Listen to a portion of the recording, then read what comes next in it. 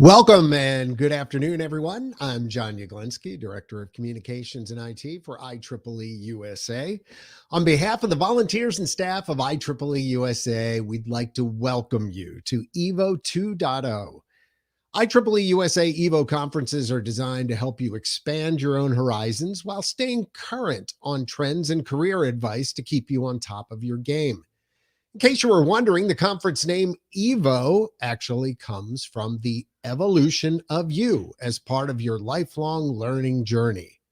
We're glad you're here and have taken time out of your busy lives to join us today.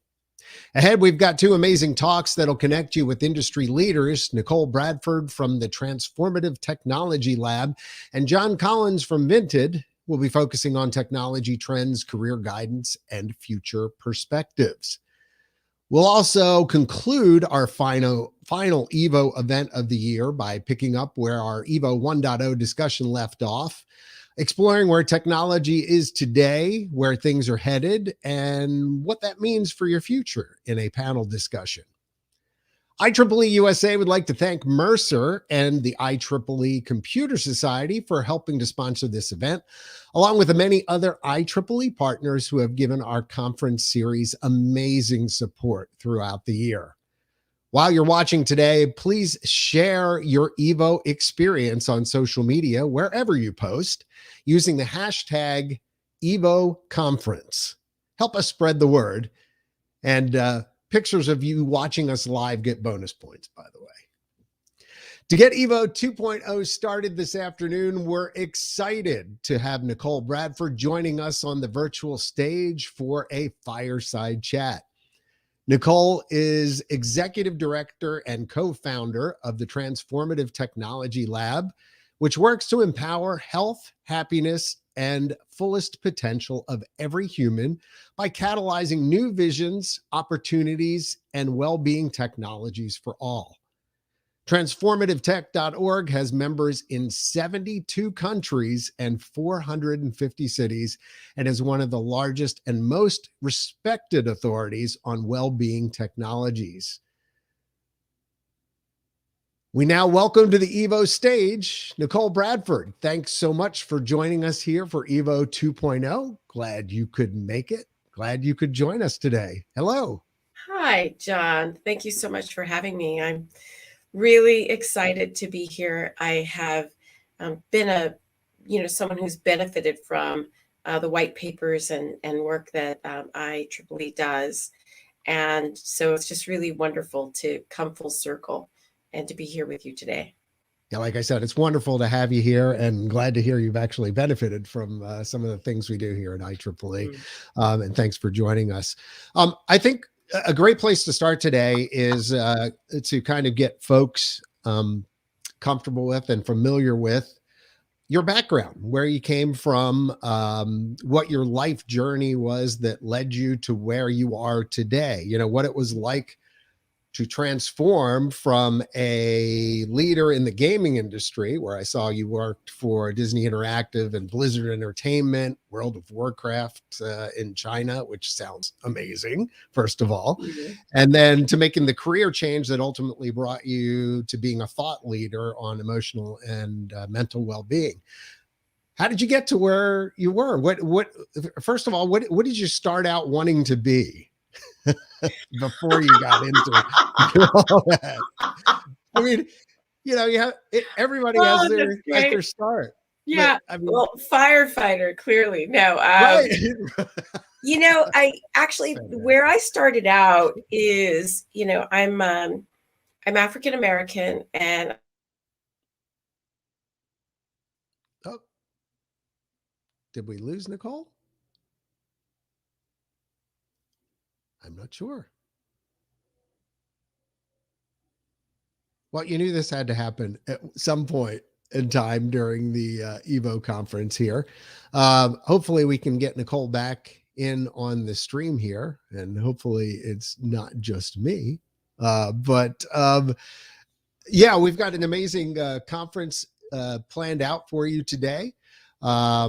We've got a panel discussion a little bit later on today where we're going to take a look at the future of technology with folks like Maxim Jago, also James Finley and Amy Peck. We're going to be talking about some of the stories that are in the news and, you know, what's going on as far as that goes. Some crazy stuff has been coming down the pike on that. And also we've got John Collins, who is a chief of engineering at Vinted, who's worked on Microsoft's HoloLens, also worked on the team at Snap as well.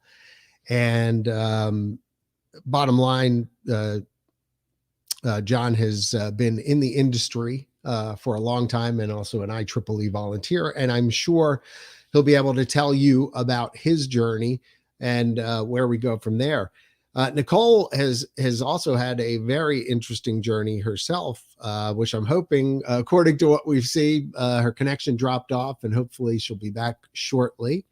But bottom line is, and there's Corey Ruth. Yeah, I just thought I'm Corey Ruth also with IEEE-USA, but I have much less time experience with IEEE, and wondered if you might be able to. Oh, and actually, as I'm saying that, there we go. There's Nichol back. All right, so I'll hold that question then. Great, okay. Thank you. And I just hardlined, so okay. I'm not exactly sure what happened, but I'm back. Yeah, well, that's okay. I mean, I got a chance to actually talk to the folks about what's coming a little bit later today. So, you know, so we were talking, or we were starting to get into your journey and where you started, what you wanted to be. Obviously, again, it wasn't a firefighter, or it was. That's almost what everybody wanted to be. Oh no, did we lose? We've frozen again. Folks, we've done 3 live events this year. This is the 3rd of the 3. And yeah, it figures that the last one is going to be the one that gives us the toughest challenges ahead. Corey, if you're still around, come on back. We can go from there. And there he is. Sure. Yeah. You were saying? Hopefully Nichol can get the technical difficulties figured out. But I thought in the meantime, what would you say has been the most significant technological industry change in the time that you've been with IEEE-USA? Certainly been some incredible and very formative years in technology. But what's the biggest change that you've seen or development? Well, to give a little bit of background and something that we hadn't planned on doing, but we were just talking pre-show that I've been with IEEE-USA now 23 years, I believe it is, coming up this year. So if you think back where we were 23 years ago, the internet was just kind of coming into its own. Some of the biggest changes prior to that were, things like car phones Oh before they were yeah. called cell phones. You Mhm. actually had the car phone in the car that was actually hardwired and installed. It wasn't really a mobile phone then. So right around the time before I came to IEEE, that was coming into play.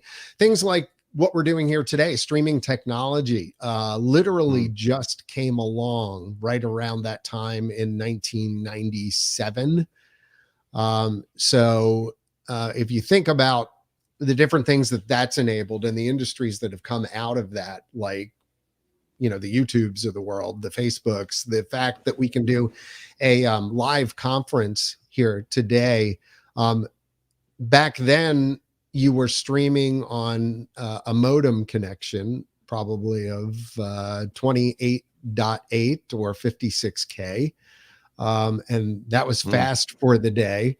Now most of us have probably, 500 megabit, it's a gigabit service in their houses.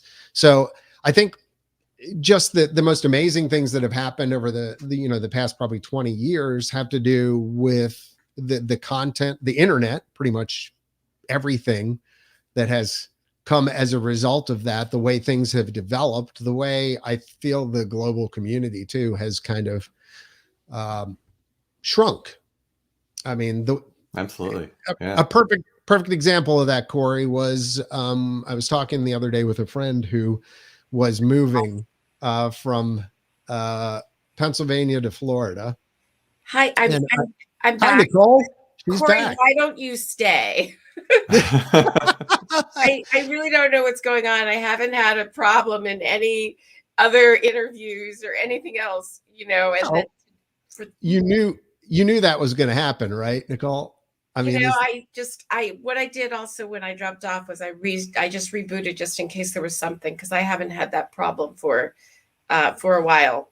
Hmm. So I don't know what's going on. Yeah, we were. But Corey, why don't you stay? And Yeah, I think that would be a good thing. I mean, Sure. we were just talking about technology and the way things have changed over the past 23 years since I've been at IEEE. And certainly, um, your you can probably comment on things that when you first got into the industry, yeah. doing what you wanted to do, and then how things came along from there, and the amazing changes that you've seen along the way. Cool. Well, so to tie it to your first question, I was really impacted, and I think a lot of engineers probably were too, about by Star Trek. And what I Hmm. loved about Star Trek was, Love it. one, you looked at it, and for the most part, humanity was on the same page. And so as I was a little girl, in a neighborhood where, I didn't necessarily fit in, I didn't necessarily look like anyone else, I would look at these humans that were out there discovering the world, connected on the same page. And so for me, my conclusion was science and technology is the answer, or it's a part of the answer. It can facilitate, human discovery and connection, and the better parts of ourselves.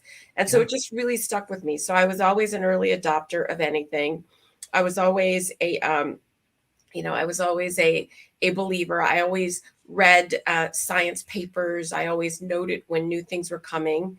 And so fast forward, several years, I was in graduate school at Wharton for my MBA. And, and I was, really thinking about what do I want to do? Because MBAs are expensive. They're really expensive now. They were still very expensive then. It was about, Yeah. $150,000 in debt. And this was in 2001, right? Yeah. $2001. Yeah. Wow. And, because I'm, both of my parents were, my dad is a plumber. My mother was a entrepreneur, and she passed when right when I got out of college. So I had no trust funds or anything like that. It was debt. Right. And the way that I thought about it is that there were a lot of people who were sort of like, you take roles to pay down the debt. So there are people who, took roles to pay down the debt immediately. And I am a believer that passion breeds success, and,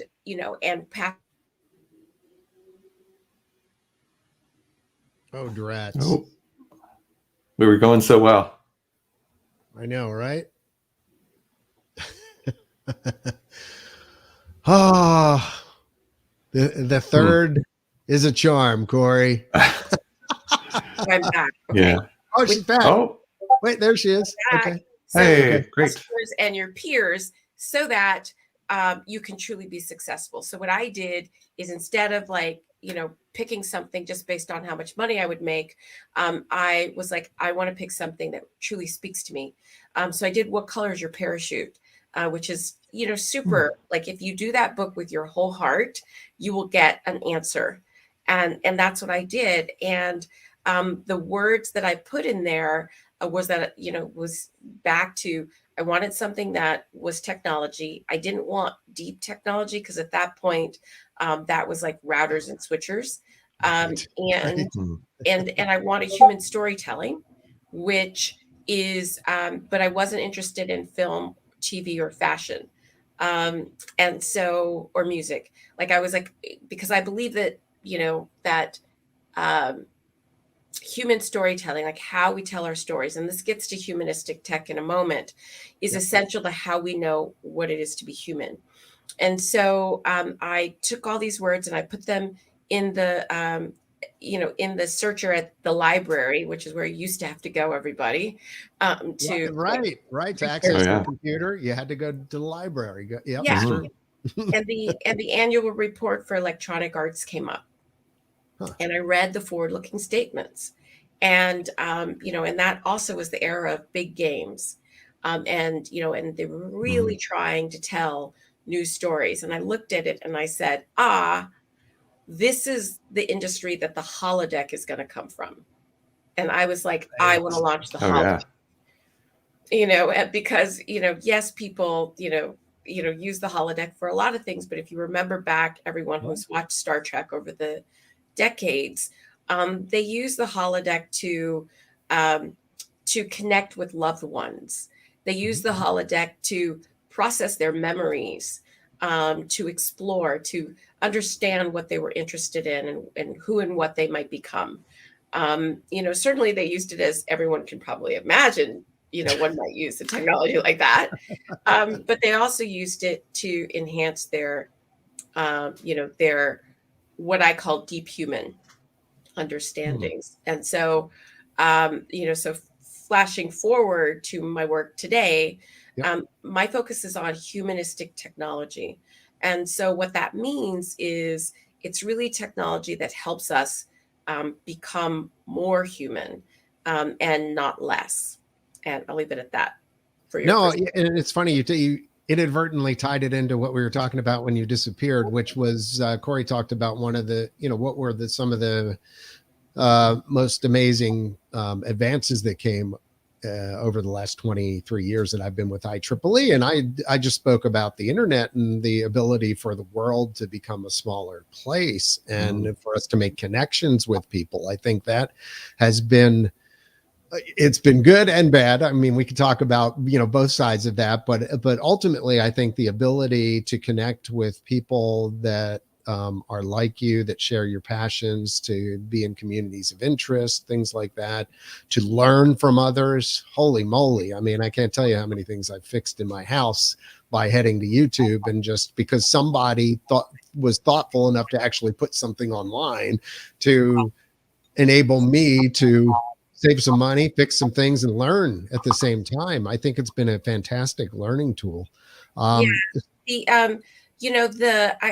agree with you. I mean, I think one of the things that is happening, which people may or may not be tracking, is that, just like the internet has made such a big difference, the impact of machine learning and AI is really driving so many things, including the the rise of the software line is taking a lot of tasks, and you know, and engineers know this better than anyone. There's a lot of tasks that can now be done by software, and so what we're seeing is that what is left, or what will be left, especially as you know it gets more and more aggressive, is humans solving problems together, humans creating new things together, humans, you know, adapting things. And what's very interesting for the people who were very early in digitization, what they've come to understand is, like, there was a period of time about a decade ago where many of the people who were like, okay, digitization is going to change everything and AI will be able to get rid of all of the people and whatever. What they're understanding is that they can't software everything away. And in order for them to get the best out of the software, they actually have to have, like, the people who are there have to be problem solvers to adapt the software to its most effective use. And so we're seeing, you know, all across, I can give you many examples where people who tried to go full software are now bringing back people. Yep. Because, you know, it's this, they need this combination. So what I call that is, you know, deep human and deep technology. And my definition of deep technology is, you know, Thomas Friedman has this wonderful quote, and he was the guy with the world is flat, you know, and so now he says the world went from flat to fast to smart to deep. And that deepness is basically, you know, when you add all of that up, those steps, the ability for technology and software to have a precision that he says, you know, seems almost godlike in its, you know, ability to pinpoint things. And that's kind of where we're going. And so I think on the other side of that, to have a world with deep technology, we need to have deep humans. And then the question isn't, I think, you know, what do we need from the tech? And I don't even think the question is still, what do we need from the people? I think it's sort of, I think the question now is, how do we use the tech to deepen the humans? And then how do the deep humans deepen the tech? And I think it's that virtuous loop that will give us, you know, the insights and the innovations that we need to, you know, heal the environment, to handle income inequality, to, you know, come up with the things that we need to have the type of privacy and, you know, and data sovereignty that we need for this world where, you know, when context and biodata and signals are all combined, your inner landscape is no longer private. Yeah, it's true. So, I mean, following on to that, in the landscape of AI or AX, or even in robotics, how do you see that changing the future of work? And, you know, the other side of it, and the holodeck side of things, you know, the future of play as well. And, or do you think technology will weigh us down further? I mean, there seems to be, we have all these advances that keep coming at us rapid fire, and new things. Like you said, you're an early adopter, so am I, which there comes a level of frustration with that too, where folks that aren't as technical, like say my wife, you know, I introduce something into the ecosystem here at home and suddenly it's like, what did you do? Okay. And why did you do it? Why do we have this? But then there's the flip side of that, to where, you know, I introduce things like smart locks and smart lighting into the house. And suddenly as I'm going to bed, the A word behind me says, you know, your front door is unlocked. Would you like me to lock it for you? And I go, oh, okay. Now we're getting somewhere, right? So, I mean, that kind of stuff. Where do you see things going? And do you see us getting to the point finally where it just doesn't all seem like a big, you know, alpha or beta test of things? Well, I think where it goes has a lot to do with the people watching this video. This is true. Engineers are problem solvers. It's not, you know, it's not deterministic. Like the future of humanity is not deterministic. You know, there's a lot of people who like to talk about, do we really have free will or not? I actually think that we, you know, that we do when we're awake. we do, like when we're, when we deliberately work on when we deliberately work on moving from unconscious to conscious, then we do have free will. And so this future is being written right now. It's one of the reasons why I said yes to, talking with you and this organization. You said, we have a lot of people who are planning their careers and and so it's like, for me, I really want, engineers and software developers to sort of really take a stand for humanistic technology. And so, where it's all going, my friend Jeff Lewis just gave a talk at Web Summit a couple of days ago. And, he was an early investor in Lyft and some other people. Mm-hmm. And so he was talking about the efficiency of algorithms. And algorithms are incredibly, efficient. And so he was saying, and I think this is true, that a hyper efficient world of algorithms on the other side demands, a more expressed humanity. And that goes back to the deep human, deep tech.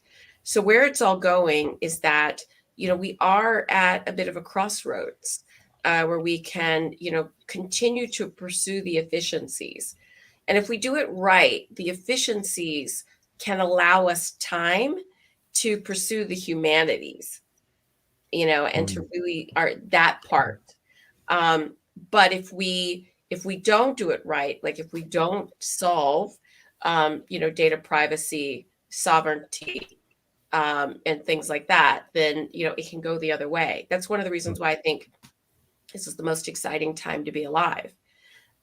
Because, the things that are happening in the last 5 years, or the last 10 years in this next decade, because one of the other things that's happening is that the technologies compound. And so what AI is doing for drug discovery, longevity, healthcare, what it's doing for, something that's really non-sexy but incredibly important is material science. Because the ability to use AI-driven material science discovery is what gets us to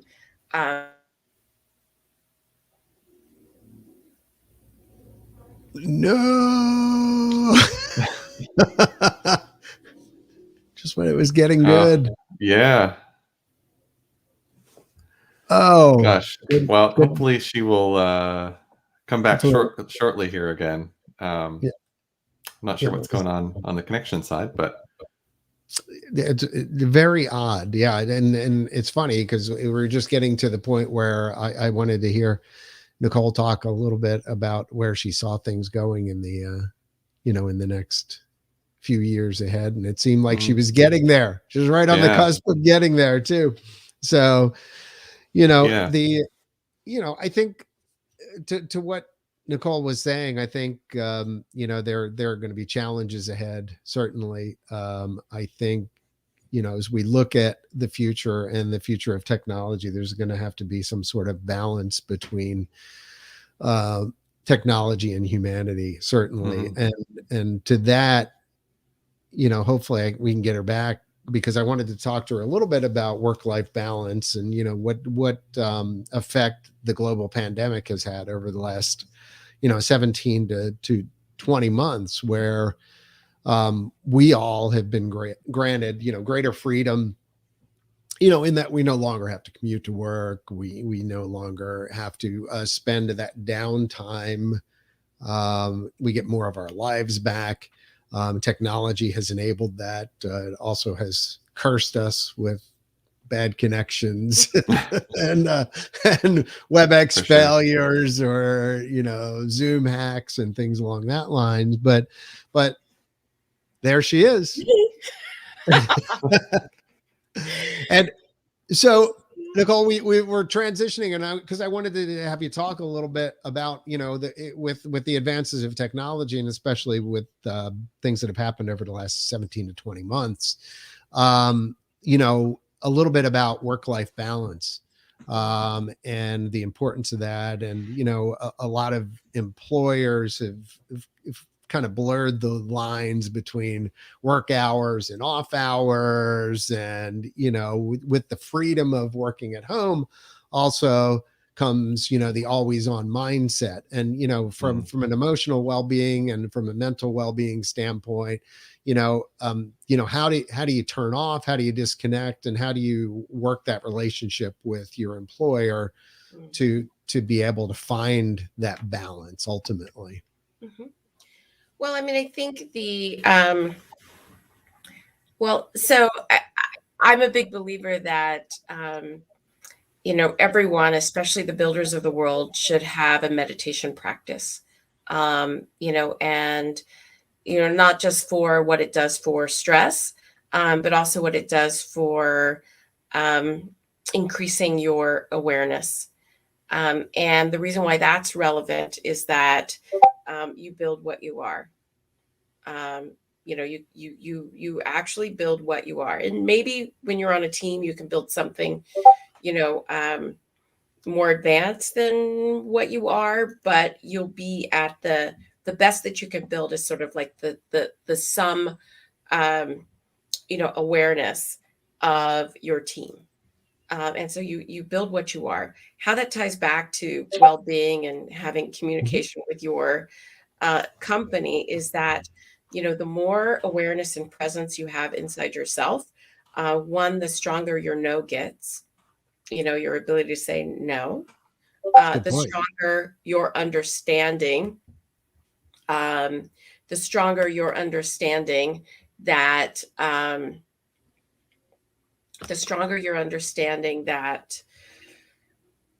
of when you are running around, what your needs are when you're not present with your family. Right. So, meditation does all of that. And it helps you, it actually, many people, it helps you be a better coder. Okay. It helps you in a lot of different ways.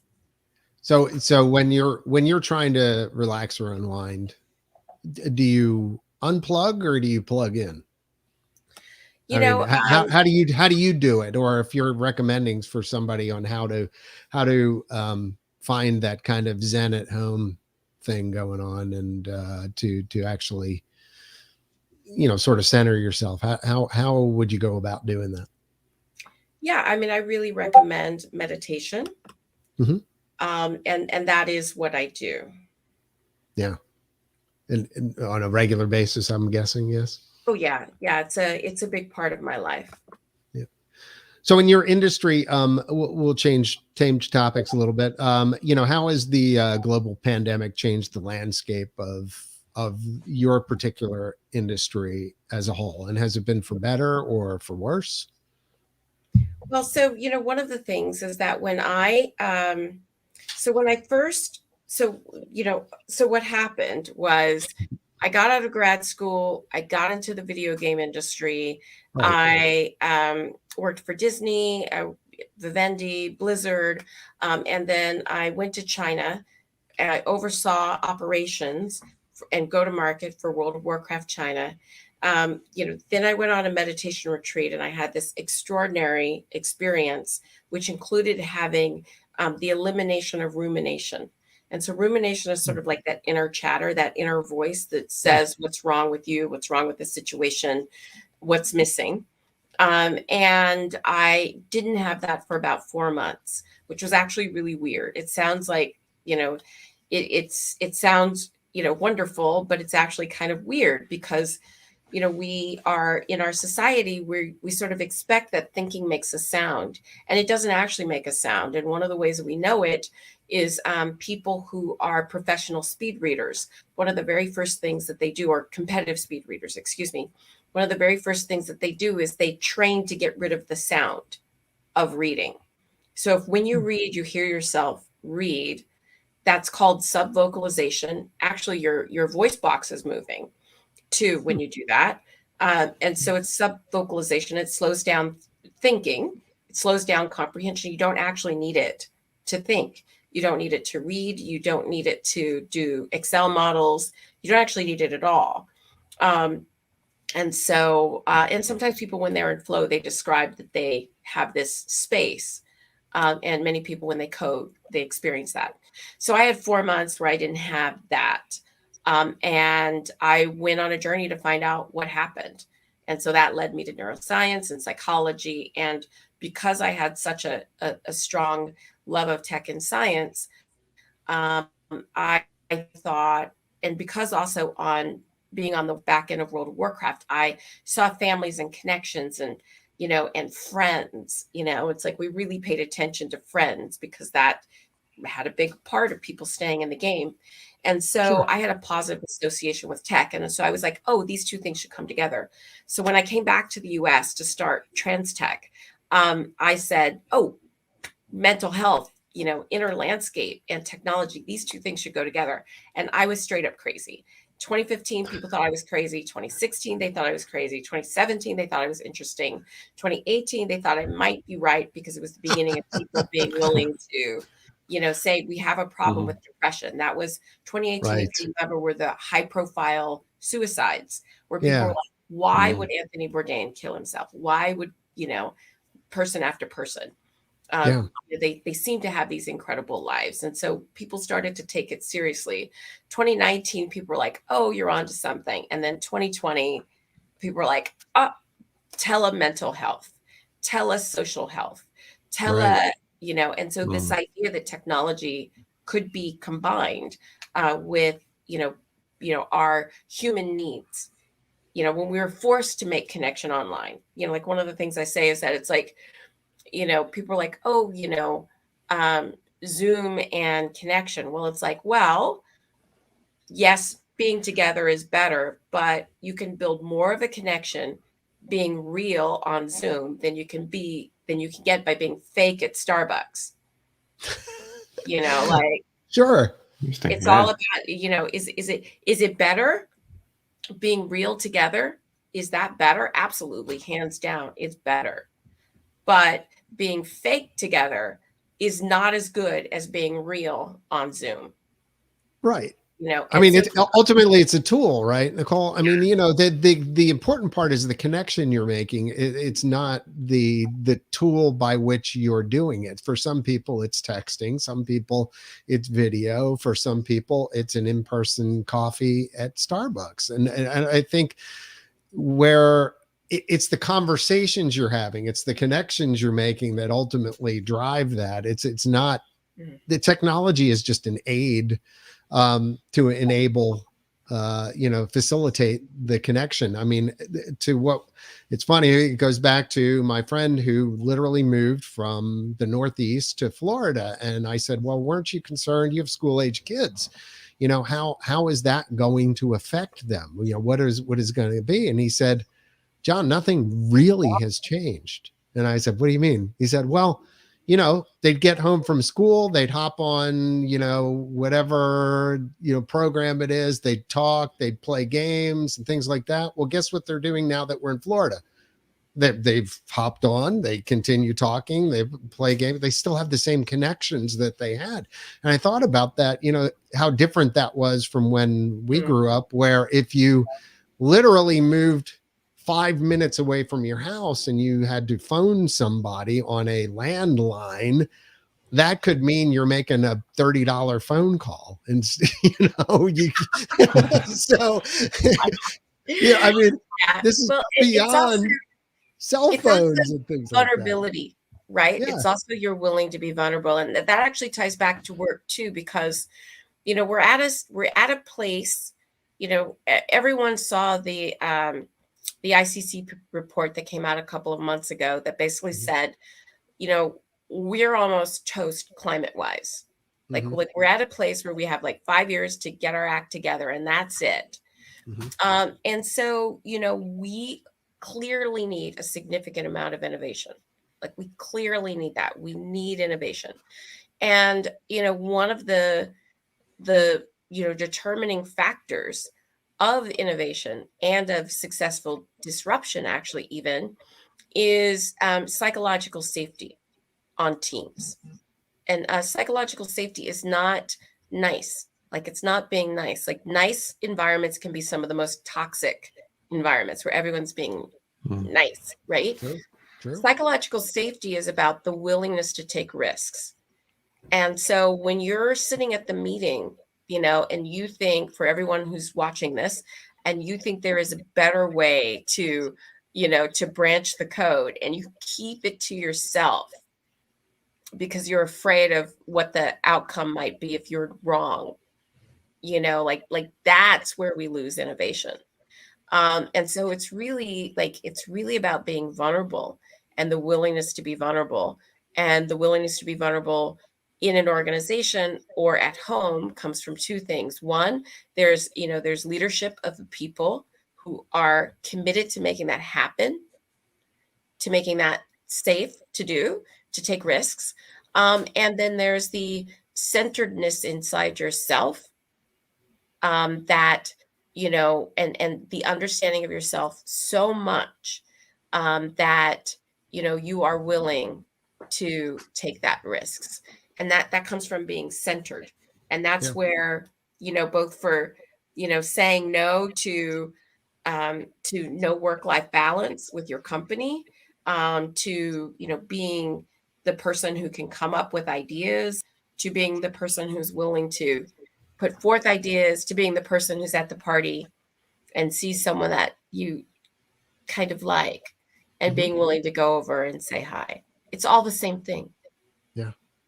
So following up on some of the themes that you just touched on, so advancing innovation and technological excellence for the benefit of humanity is literally IEEE's corporate tagline. What are some of the areas that the engineers, entrepreneurs, technologists should be focusing on, in your opinion, to make the world a better place to live in? What time scale?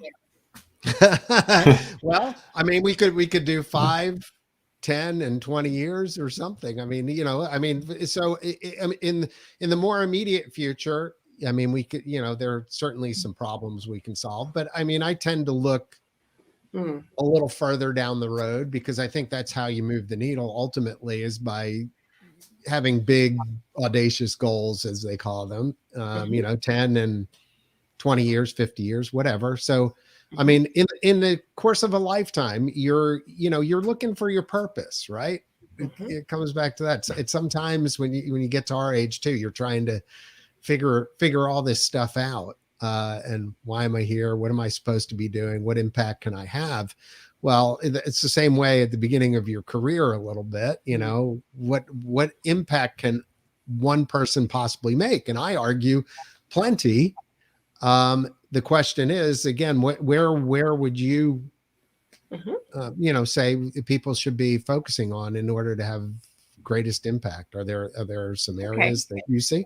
Yeah.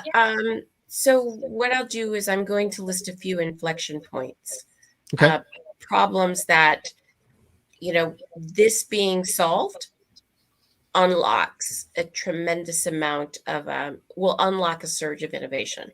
Yep. Or it's something that we really need. We absolutely need the ability for, as you walk through life, for you to be able to tag your data halo, public, private, and for sale. Now, so data halo, just so define the term for those who aren't familiar with it, is how would you best put that?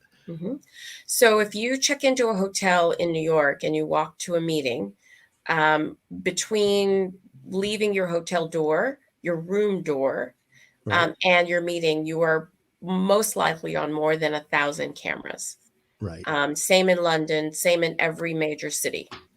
And they might not all be connected, but it's like, all you have to do is watch CSI to know that, that can all be connected, should you become a person of interest, right? But so you're on all of these cameras. Eventually they will all be smart. You're using your credit card. You are, you've got your Fitbit on, you've got your Apple Watch on, you've got your phone. You are shedding data every moment. That's such a great awake term. or asleep. You are shedding data every moment you are online. Right now, we live in a world where there are a few people who have aggregated that data, Meta / Facebook, you know. Did Nicole, did you see this? This literally just came out yesterday. So, and I was going to bring it up in our later tech trends panel, but Facebook is going to shut down its facial recognition system and delete the data. Apparently, Facebook will shut down that system and delete the face prints of more than 1 billion people amid growing concerns about technology and misuse by governments.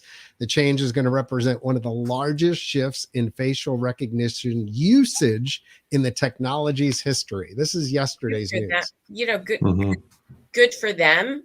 You know, the other question is, are they going to stop buying Axiom data and putting cookie networks out and tracking you and all of your friends across multiple websites? The answer is no. But still, so, you know, but the thing is that you're constantly shedding data. And there's a few players that tie it together. And right now it doesn't have context. You know, and by context, I mean, like, if my heart rate variability spikes and yours does, for me, you know, I could be about to be giving a presentation and you could be working out. You know, it's like, it's non-contextual, but it soon will be. And so what we all really need is we need the ability to say, this data is public, this data is private, and this data is for sale. Because, you know, around data, there's zealotry on both sides. There's zealotry that says, you know, everything that you shed, you know, I can acquire if you shed it. And then, you know, and that would be the Facebooks and Axioms of the world. And for the people who don't know, Axiom is the credit card data collector. And so every purchase you make, you are a data bit in Axiom. And then on the other side, there's the people who say no data ever at any point and want people to have the ability to ghost. I don't think that that's actually viable either. You know, we're looking at 2/3 of the world's population living in cities within the next 10 years, and these cities are going to be smart. And so, you know, it's like, if like, maybe your personal identity can be ghosted, but the fact that you're a warm body on the subway, or that you're moving in a car, that's going to be important to manage the grid, to manage a bunch of other things. So, you know, so there's zealotry on both sides. What we really need is, we need the ability for John and Corey and Nicole to say public, private, and for sale. Because, you know, I think people should be able to sell their data, and they should have the leverage to be able to do it. So if you make that walk from the hotel to your meeting, and by the time you get there, you've made $500 and paid for dinner with that and splurge, you know, like, that should be your choice. So that's like one of the biggest things that we need. And no one's quite figured it out. There's the beginning of, and we need it also so that we can have data unions. So check out data unions, check out, you know, yeah. So we need that. So that's one of the things that we need. The other thing that we need is, we need no code tools for, you know, neurobio data outside of the really big entities. So if you think about, you know, like, I love Unreal. Like, I think Unreal is amazing. And Unreal has really sort of like unlocked creators to be able to create. And so we need Unreals for neurobio data, and then that tied to, you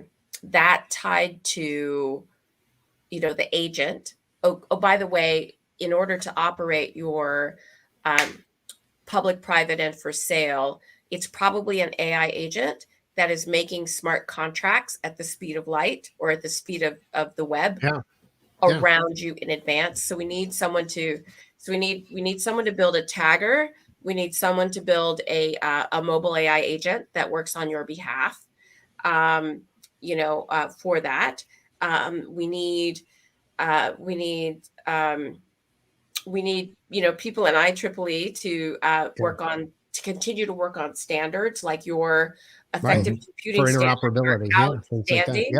Yep. Outstanding. So, like, keep working on that for interoperability, but also ethics, like the IEEE AI ethics standards, Ethics, yeah. outstanding. Yep. IEEE's AI, effective computing standards are excellent. What I really like about the standards that this organization puts out is that they don't have a lot of zealotry in it, and I think it's because you use so many people participate. You know, I teach at Stanford and a radical technology class, and I was radical human technology, and I was talking to my students, and I was like, you guys are going to have to vote on this stuff.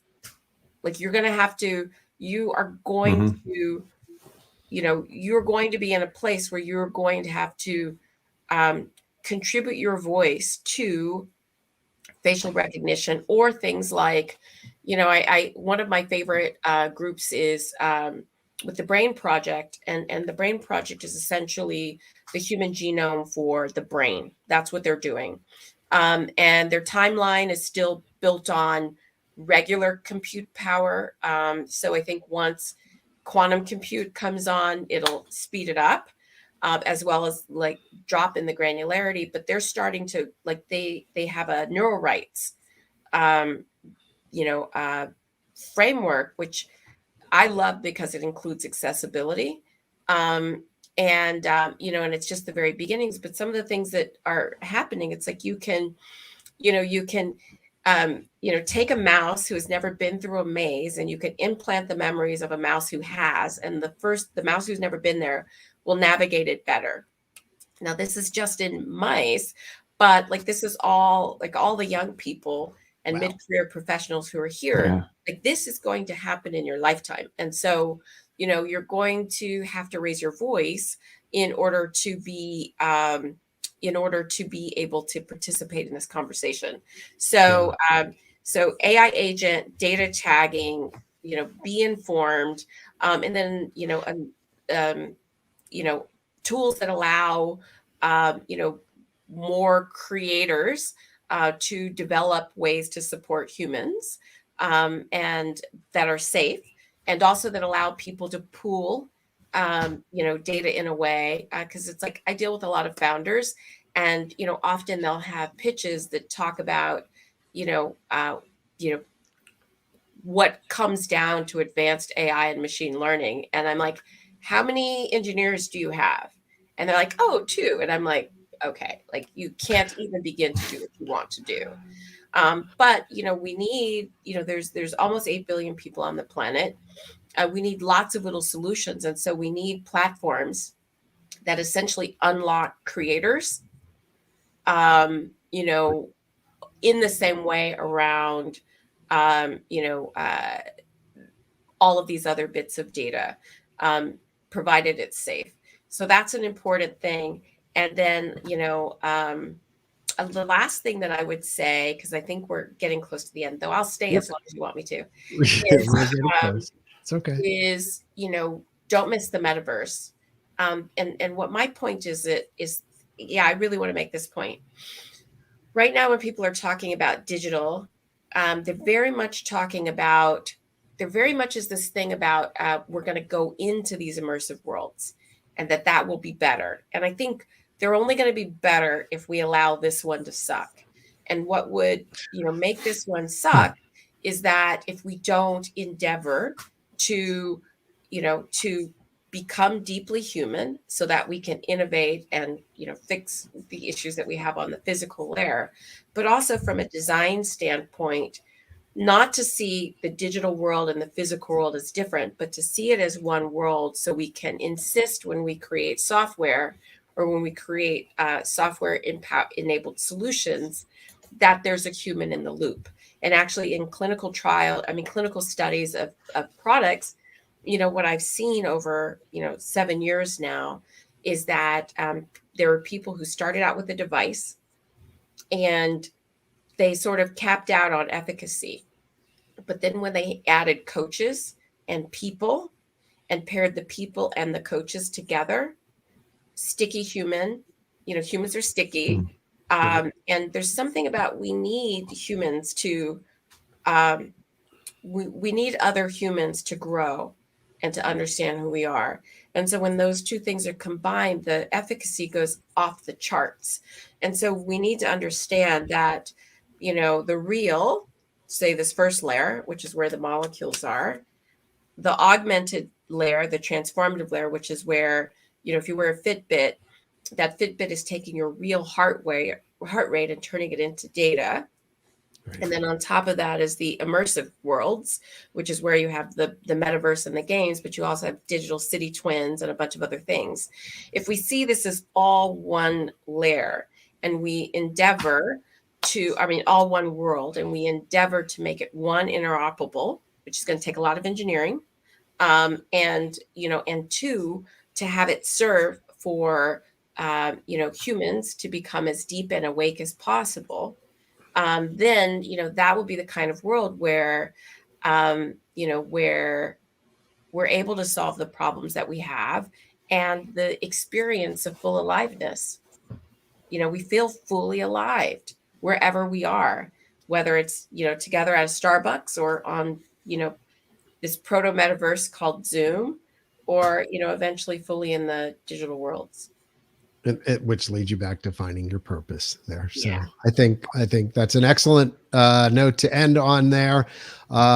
I'm sad we had all the technological problems up front talking to a technology professional, but hopefully we can get some time and talk to you a little bit further, maybe work with you in the future, Nichol, because it's been an absolute pleasure. Well, I would love to, I'd be happy because we had all the technical problems. I would love to do a recording with you that can be sent to everyone, and we can just do a repeat that gets sent out. Happy to do that. Excellent. Nichol, thank you so much. Really appreciate you being here. I'm sure our Evo audience did as well. And an excellent talk, and lots to look forward to in the years to come. Can I say one last thing? Please. Okay, so everybody watching this, the most important thing that you can do is to get as deep as you can. So, to get as awake and alive and connected to yourself as possible, because with that is how you will, one, build the products that we need and be conscious of their, of the consequences and make choices, not based on momentum, but on, leadership. And then two, it will be the way that you'll be able to lead the teams or be on the teams that are able to make the extraordinary things. And then also, with your family and your friends, and especially if you have children, yes, Big Brother is watching, but your children are always watching you too. And so the deeper you get, the more a part of the solution you become for the kind of technology that we need. Yep. So that's it. That's what I call leading your own extraordinary life. And I'm with you 100% there. For those that have asked, yes, this whole conference today is recorded, as is every other EVO event that you can find at EVO conference.org. So be sure and check that out there. And Nichol, I can't wait to talk to you again soon. And coming up next, I believe we have a keynote with John Collins. So stay tuned. Stay with us. Thanks, Corey. Thanks.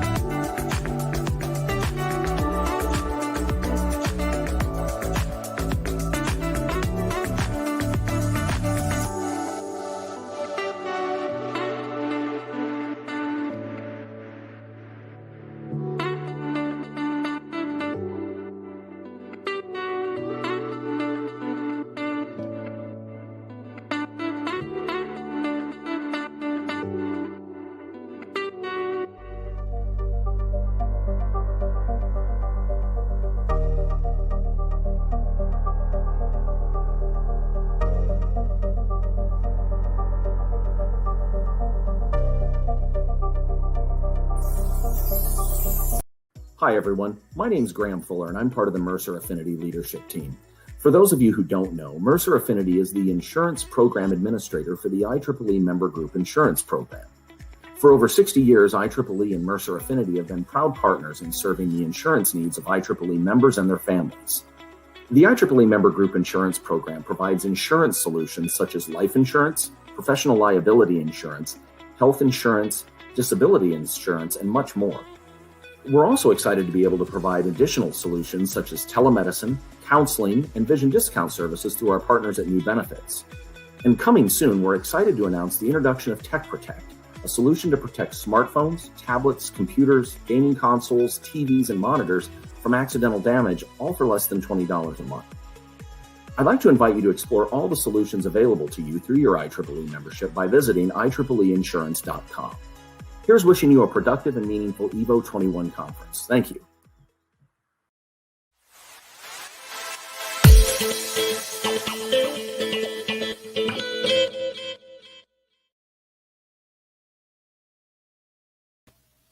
Thanks for being with us this afternoon at Evo Pro, or Evo 2.0 rather.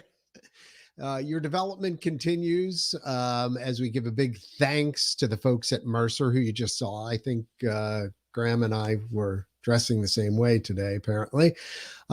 We thank them and the IEEE Computer Society for helping us at IEEE-USA bring Evo 2.0 and all of our Evo events, including Evo Pro and Evo 1.0 to you. Please take a moment to discover everything that IEEE membership has to offer by visiting IEEEUSA.org/discover. There you'll find a wealth of information on IEEE USA and IEEE offerings. Joining me now on the virtual Evo 2.0 stage is John Collins, Director of Engineering at Vinted, teleporting in from Berlin, Germany. Vinted is the largest customer-to-customer marketplace in Europe for secondhand fashion. John has previously worked at Microsoft, Apple, and Snapchat, and has been actively involved in IEEE for over 15 years, many of which I've had the pleasure of working with him. It's good to see you, John. Please join me in giving a warm Evo welcome to our keynote speaker, John Collins. John, take it away. Good to see you. Thank you so much. I'm very excited to be speaking with you all today. And in this presentation, we have a variety of different types of people in our audience today, so I want to make sure that it's relevant. We're going to be discussing career development and career insights, and I think that this could be useful if you're still in college, if you're a recent graduate, or whether you even have 20 years of experience. So let's talk a little bit about, just for a couple of minutes, about my background, and this might kind of help to provide some context. So my very first job out of college was I had the opportunity to work on the Xbox hardware team, working on the optical disk drive, the hard disk drive, the Kinect, and a variety of other aspects to the console. So I worked on the development of Xbox 360 and Xbox One for a number of years. And then after working there, I wanted to see how another company built hardware. So that's where I joined Apple in the Cupertino, San Francisco Bay Area, where I worked on the batteries for the iPad and the iPhone line of products. And after working there, I decided, okay, maybe I liked a lot of aspects about Microsoft. So I went back to Microsoft and worked on HoloLens, which is their augmented reality headset.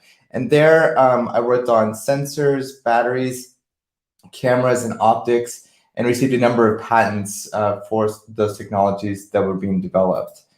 And after working at these larger companies, I wanted to have the opportunity to work at a smaller company, specifically a pre-IPO startup, something that was fast-paced and fast-moving. And that's where I joined Snapchat, working on the Spectacles line of hardware. Here's a picture of one of the products I worked on that were kind of like these camera sunglasses. And after having the opportunity to work there, it was kind of a time for some self-reflection. And I'd worked a lot all along the West Coast of the United States, and I wanted to have the opportunity to work abroad, specifically in one of the major tech hubs of Europe. And that's what most recently brought me to Berlin, Germany, which is where I currently work, where I've had the opportunity to be a part of a few different startups that were working on a lot of sustainability missions. So most recently, I've been working at Vinted, and as John mentioned, Vinted is the largest customer-to-customer secondhand fashion retailer in Europe. Maybe in the future it'll be the world. And their sustainability is a major focus. It's near and dear to my heart for this mission. And it's a big part of what's kind of defined my later years of my career. So now kind of getting into the information that I'd like to share with you all, and hopefully some key takeaways here is, especially in recent weeks, you might have heard about something called the Great Resignation, that there's huge turnover of why people are leaving their current companies, starting up new things. And you might be wondering, well, is it a good time for me to leave potentially? And if you're in your later parts of your career, if you might be a manager yourself, how do you retain people? How do you prevent people from leaving your company? So let's dive into this just a little bit. So if you're not already aware, and I'm sure many of you are after being a member of the IEEE, is that there's a lot of perks for working in engineering, maybe compared to other industries. One aspect is that as this role is in very high demand, you have the opportunity to work in practically any major city in the world. And if you enjoy traveling, but you want to remain close to your home, you can also do major opportunities for traveling for your work. There's also a lot of job security in this role. Engineers are in high demand, and even at times where the economy might be lagging or certain areas might be having a rough go at it, engineering often is still in high demand. Also, the companies often offer great benefits such as food, drinks, maybe game rooms, good vacation, sick leave policies, stuff like that. And there's also a lot of variety of engineering roles, which is something I think that is really exciting, is that if you've been working in something for a number of years and you get bored by it, well, there's so many opportunities within engineering. You can go into wireless systems, you can go into consumer electronics, you can go into government work, you can go into pro bono consulting, you could work on an offshore oil rig, or you can work in sustainability, you can work on space systems, you could be a manager, you could be a program manager, you could be an engineer. This is just a small aspect of all the breadth that's available within engineering, and there's so much diversity that's within it. And usually there's good work-life balance. So usually the work doesn't require you to be, for example, like on call for days on end, like it might be, for example, like in the medical industry as an expectation. Usually the jobs are pretty 9 to 5. Strong salaries are becoming very, very common within engineering. Depending upon where you live around the world, receiving like $100,000 salary is pretty common, and receiving exceptional salaries of like $250,000 is not uncommon. These can happen with certain roles and at certain companies. And if you're like, okay, well, I really want to maybe even form my own company, or maybe be a CEO one day, or part of the C-level executive suite at a company, little tidbit of information is that 28% of CEOs in the United States have an engineering degree. So this degree is in demand, whether you're going and working in engineering, or whether you're doing management, or whether you go into the medical field or anything. Engineering is a worthwhile pursuit. But the reality is COVID has definitely turned things on its head. So a little piece of information is that an average engineer produces, this is on average, around 2 to 3 times their salary in revenue for the company. What this means is that this is why engineering companies and tech companies can offer such good benefits. It's because engineers are producing a lot of value, where if they're paying for a bit of free food or a nice building, that's easily offset by the amount of revenue that a typical engineer is generating. Certain companies like Google expect at least a 10x revenue per engineer. And this could differ a little bit based on the seniority, but it's not uncommon that if an engineer is making $100,000, that they're producing around $1 million of revenue for their company. So huge impact to the company with each engineer that's brought in. But losing someone can be a matter of just a notice period of just a couple of weeks or less sometimes. And backfilling for that role can take months. It's very difficult to find engineers in this competitive landscape. In addition to that, attrition, turnover, it's normal. It happens in the tech industry. Typically it's 20%, but if you have like a toxic environment, it could be easily double that. So this can have huge implications that could last months or even years if there's a bad environment of a tech company and you need to reset things. So these can all lead to factors of why people are leaving. And even though recently there's many companies that are building these incredibly elaborate campuses where they might cost $1 billion US or more, we're having a lot of people that still prefer to work from home. So aspects like a beautiful corporate campus aren't enough to retain or keep talent. So why do people typically leave then, if we know a little bit about the reality of the situation? Well, obviously, if there's a toxic work culture, that's a big factor for why people are leaving. Unfair pay, and unfair doesn't mean that somebody isn't being paid equally necessarily. It could also mean that a person for example, like diversity, if the men and women aren't being paid equally, that could cause a person to leave. Or if your colleague who's doing the same amount of work, and you're not receiving the same amount of pay, that could be another reason why people leave. These are all factors where as pay is transparent on a variety of different websites, as people talk, in even certain countries, there's by law requirements that salaries must be open or salary bands must be transparent. These things can cause people to feel animosity and dislike towards their company and result in them leaving.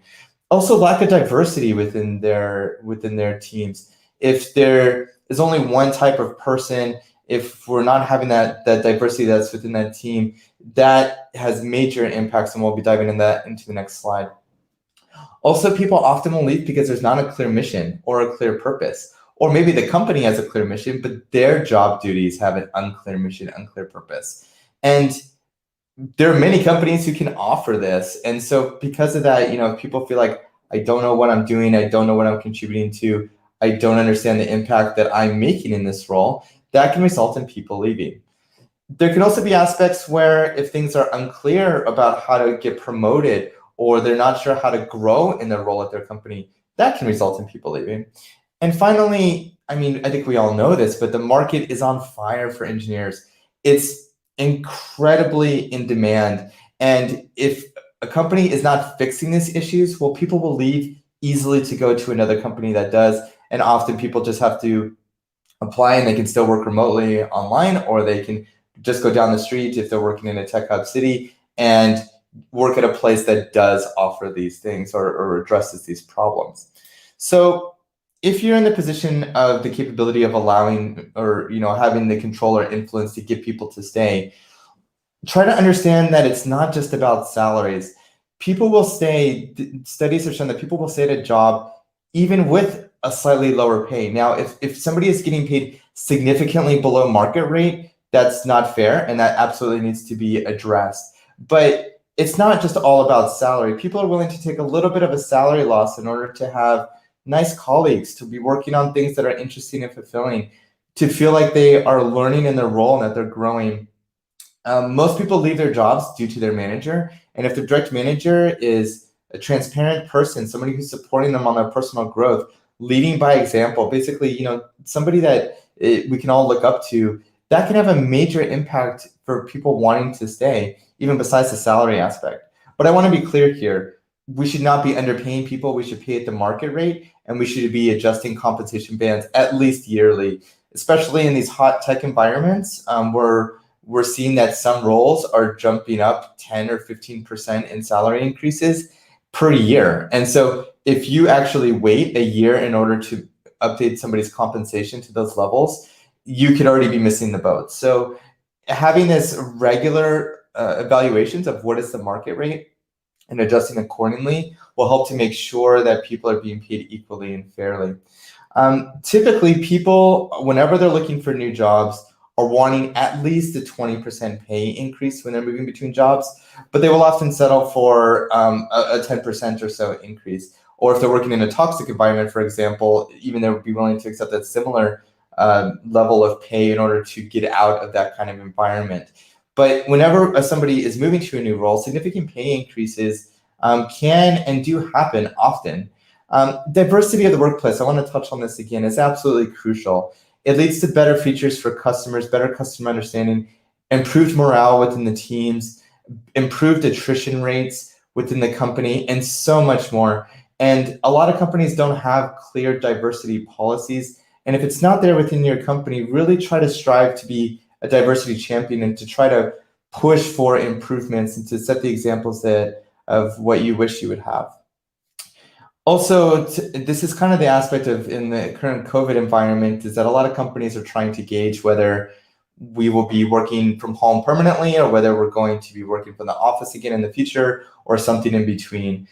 However, my personal belief is that having flexibility, if you're able to influence this decision for your company and giving employees the choice, is the aspect that will keep the employees the most. Some people have longer commutes. Some people have moved farther away from their workplaces in the last few years in order to have a different quality of life that might be available to them now that they can work remotely for most days or all of their days. So, these factors are really critical as you're kind of thinking about what kind of culture, what kind of environment do you want to have within your company. So you might be thinking, okay, I have some ideas now about, engineering and why it's amazing but you might be wondering, how do I find my dream job? Or maybe you're thinking, I like my job, or I like aspects of it, but I'm not sure, should I go work for that cool, hot startup? Or maybe it'd be really amazing to work at that big tech company. I know that this is a little bit of a word chart, but I want to kind of touch on some highlights and aspects of this. So larger tech companies, which I'm defining as like 20,000 employees or more, usually have really good benefits. Their customer impact is you're working on something that can typically affect millions of users, sometimes hundreds of millions of people. Pay is usually very good. Salaries are easily identifiable on level.FYI, and that will show you typically all of them for the large tech companies. You can expect salary, sign-on bonuses, stock, and yearly increases. If you're not aware, at least as to typical kind of like American-centric companies, but stock is pretty much how tech companies run. And getting stock in a company, especially that's a large tech company, it's very well established. It'll be public. You'll know exactly, how much that stock is worth. And usually the stock is vesting over a period of 4 years, give or take, depending upon the company. The culture of a larger tech company is very well established. It's very hard to change it. The company's probably been around for quite a number of years, and processes are likely well established, or maybe they even have entire teams that might be defining these processes. Locations are usually around the world. Your team or your business might be split across multiple locations, but if you have opportunities or you have an interest in pursuing opportunities where you can work abroad, sometimes working at a larger tech company and then transferring internally to a different location can be an easy way to be able to kind of keep some of those same benefits or keep some of that same culture that you might like while working in a different location. Then there are scale-ups. These are companies usually with like a more well-defined business, typically between 500 to 3,000 employees. They are usually pre-IPO, so they're not a public company yet, or they are in the process of going into IPO, or just have recently become and had an IPO. Their benefits are usually good, sometimes even better than larger tech companies, because they're usually well-funded by venture capital money. You're likely to be working on something, again, that's used by potentially millions of people. Pay, usually not necessarily as good as the very large tech companies, but you can expect to get a significant amount in stock, which can be a deciding factor.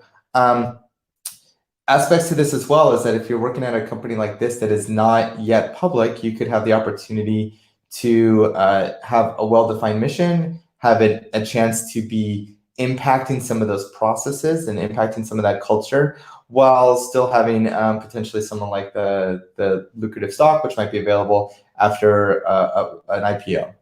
While startups can have amazing benefits, usually because there's not that many employees, so they can attract the talent by offering usually really good benefits. I don't know, like, for example, really cool offices or free food, that kind of thing.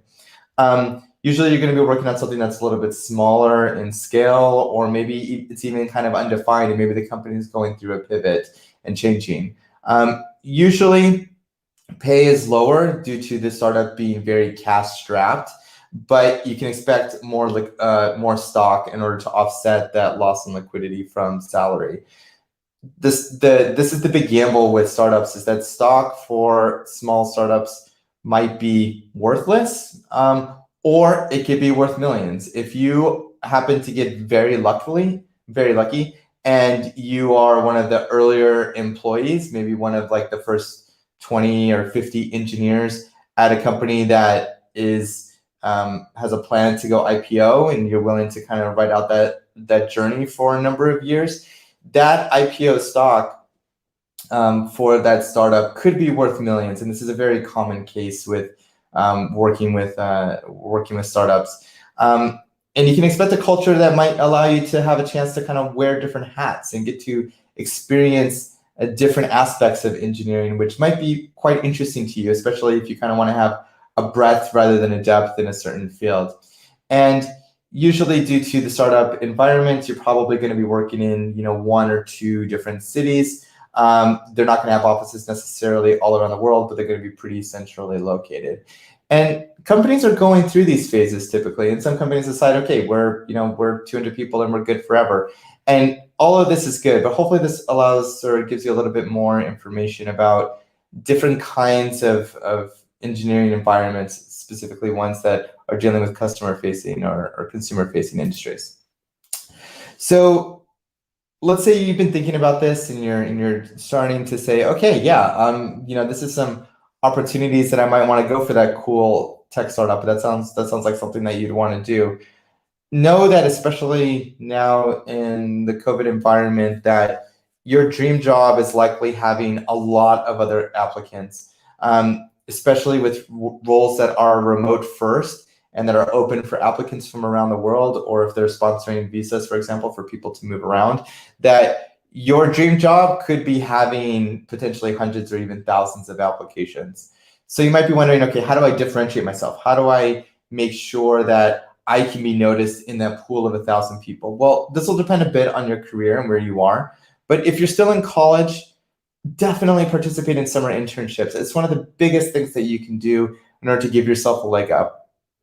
If you don't have an opportunity to do that, then you can do campus research projects, volunteering for various technical positions that are within your university. Leading on-campus clubs, like for example, if there's an IEEE club that's at your university, it's not just a matter of participating, but really leading it. Be like, for example, be the treasurer, be the vice president or the president within the organization, and you'll learn so much. You'll learn how to work with other people. You'll learn how to deal with time management and budgeting, all these skills that aren't necessarily always taught in an engineering curriculum. Also, if you're still in college, there's always opportunities that you could also start your own company. I mean, you could always just do this on the weekends with a couple of friends. There's never been a better time than now. There's no-code tools that basically allow you to kind of drag and drop and create prototypes or apps really easily. If you experiment and it doesn't work, that's okay. You don't have necessarily a wife and kids to feed at this point in your life. And so, there's aspects to being in college that kind of allow that freedom, potentially depending upon where you are at that phase of your life. If you're recently out of college, participating in company hackathons is something that can be really cool. Or if you're in college and your university offers hackathons, definitely participate in these kind of things. These are opportunities, and a lot of tech companies are now taking advantage of this, is that they usually block out a couple of days, maybe once a year or once every 6 months or something. And it's an opportunity to work on cool ideas that you might be interested in prototyping or developing a feature for. So this is a good way to kind of experiment, get outside of your bubble a little bit, and learn something new. Also, having personal projects, especially things that have a public angle, things that you can actually share on your LinkedIn or on your CV. This can include blogs. Maybe it's blogs about what you're developing or what you're creating. Having a public GitHub profile where you can share your code and your progress. Contributing to open source projects. These are just a few examples of different things that you can do that can try to differentiate yourself maybe from the other people also applying for the role. And if you happen to be a little bit later in your career, this is where you have an opportunity, now that you have like a foundation of engineering, is to have a really large impact. So that can include getting into mentoring, helping out others, improving your company processes, not just the process of your team or yourself, but like trying to influence aspects of other areas, taking that knowledge that you might have had from earlier in your career and trying to improve those areas.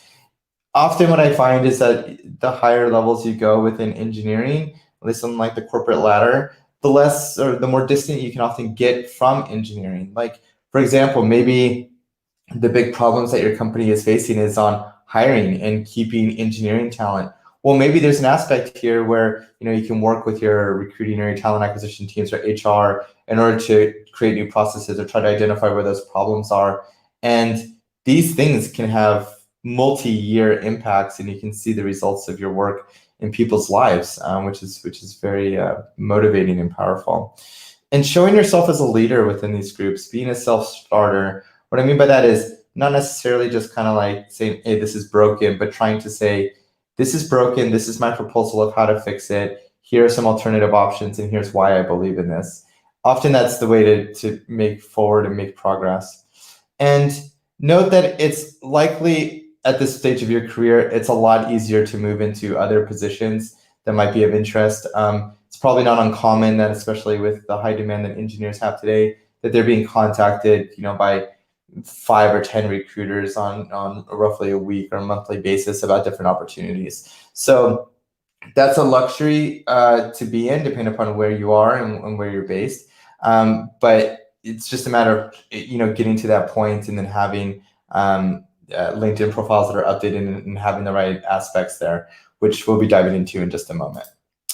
So this next part is about dispelling some myths.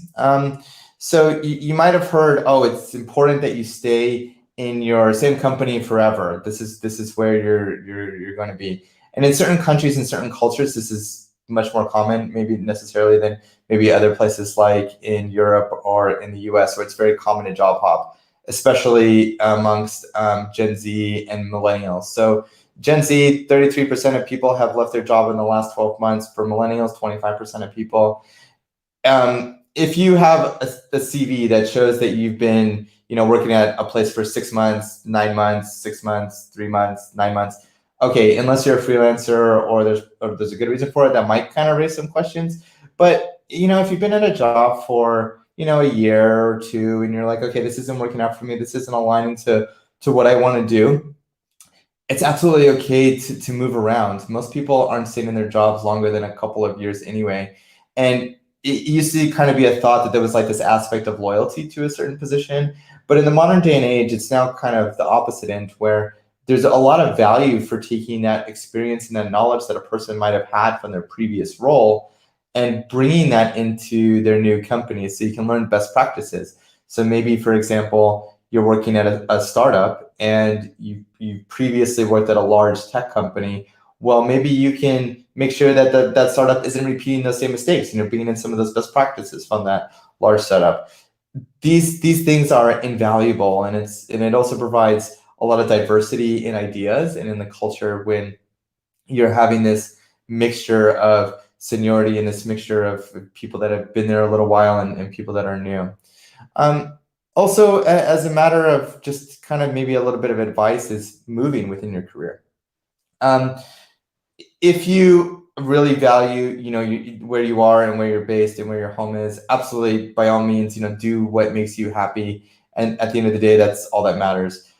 However, if you're a little bit open to potentially moving, even if you're open up to maybe moving for a shorter period of time, like if you just want to okay, I want to experience a new culture in a new country or a new state, for example, giving yourself flexibility for being able to be relocated is absolutely going to open up many more doors for you.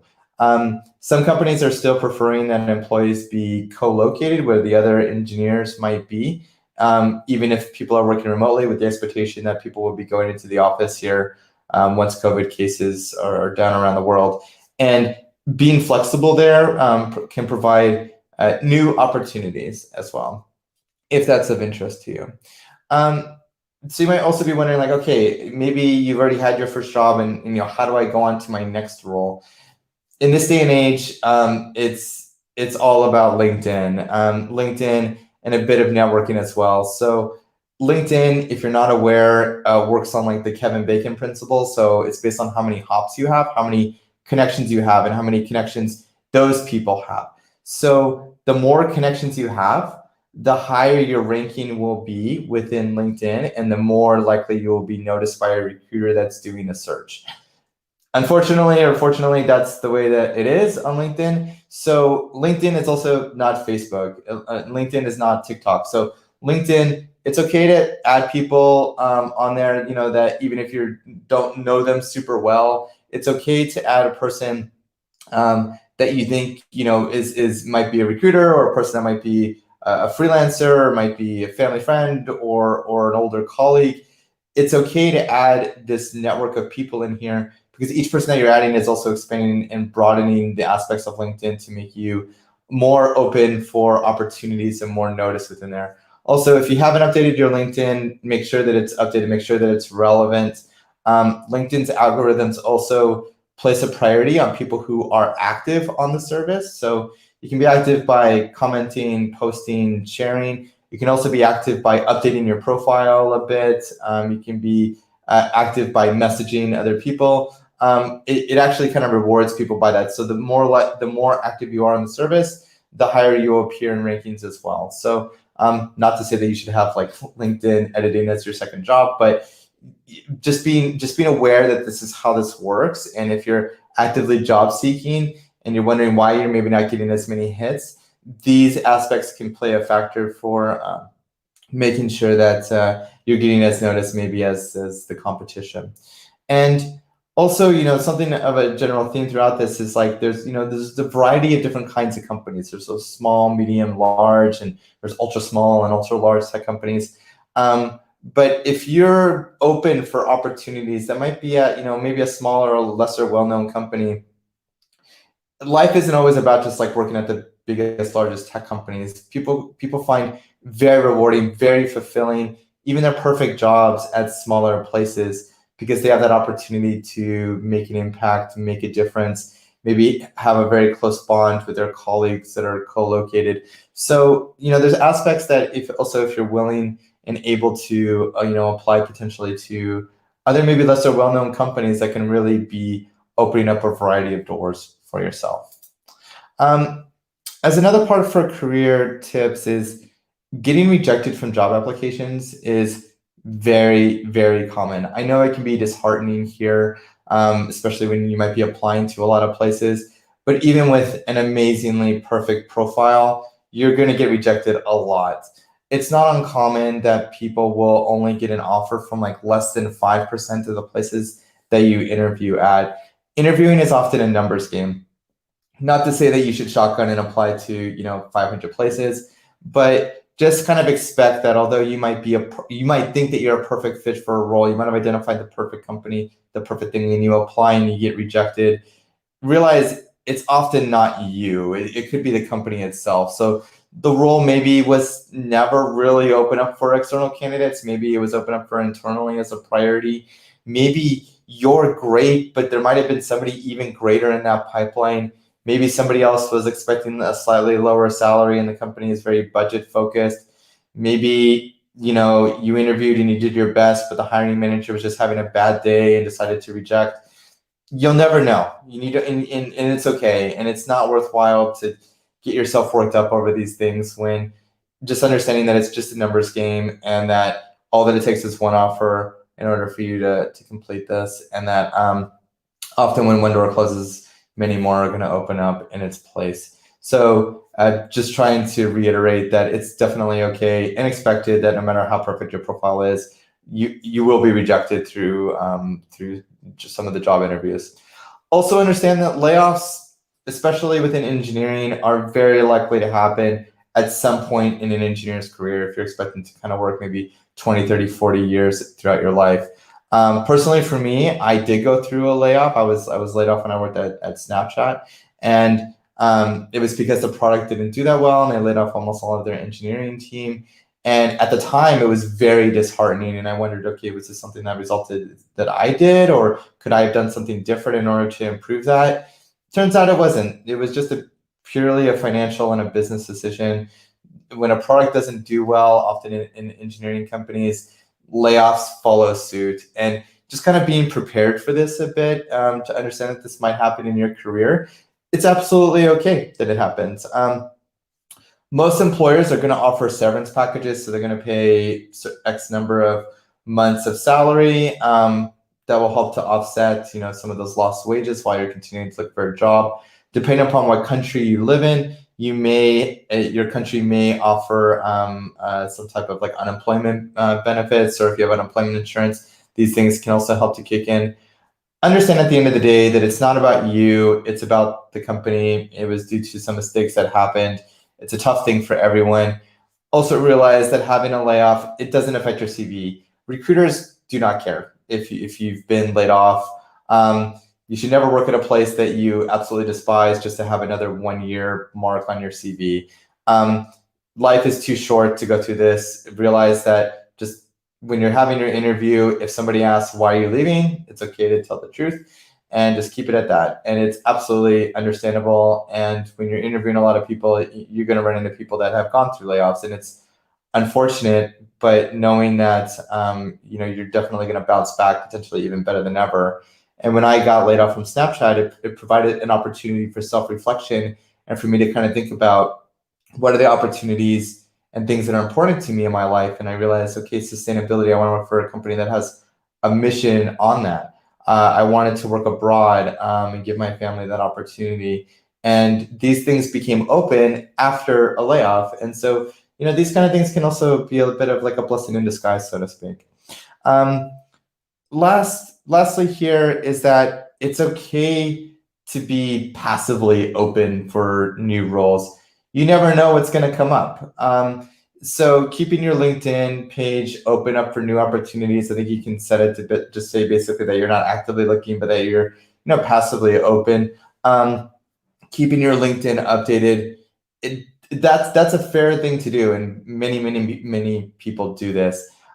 It's okay that even if you're pretty happy in your job, to just interview a couple of times a year, even if you're not actively looking, especially if you want to kind of keep your interview skills fresh. If you go a number of years without interviewing, and then let's say you're really hungry for a new job, and then you're starting to go back into interviewing, it can feel very stressful and very, very tough. And especially if you happen to get an interview at a place that you're really excited about, that might cause you to maybe not as perform as well as if you felt like your interview skills were a little bit fresher. So it's okay. It's okay to interview at a few places just to kind of see what's out there, see what the market rate is like, see what companies are offering, see what different kinds of companies are out there.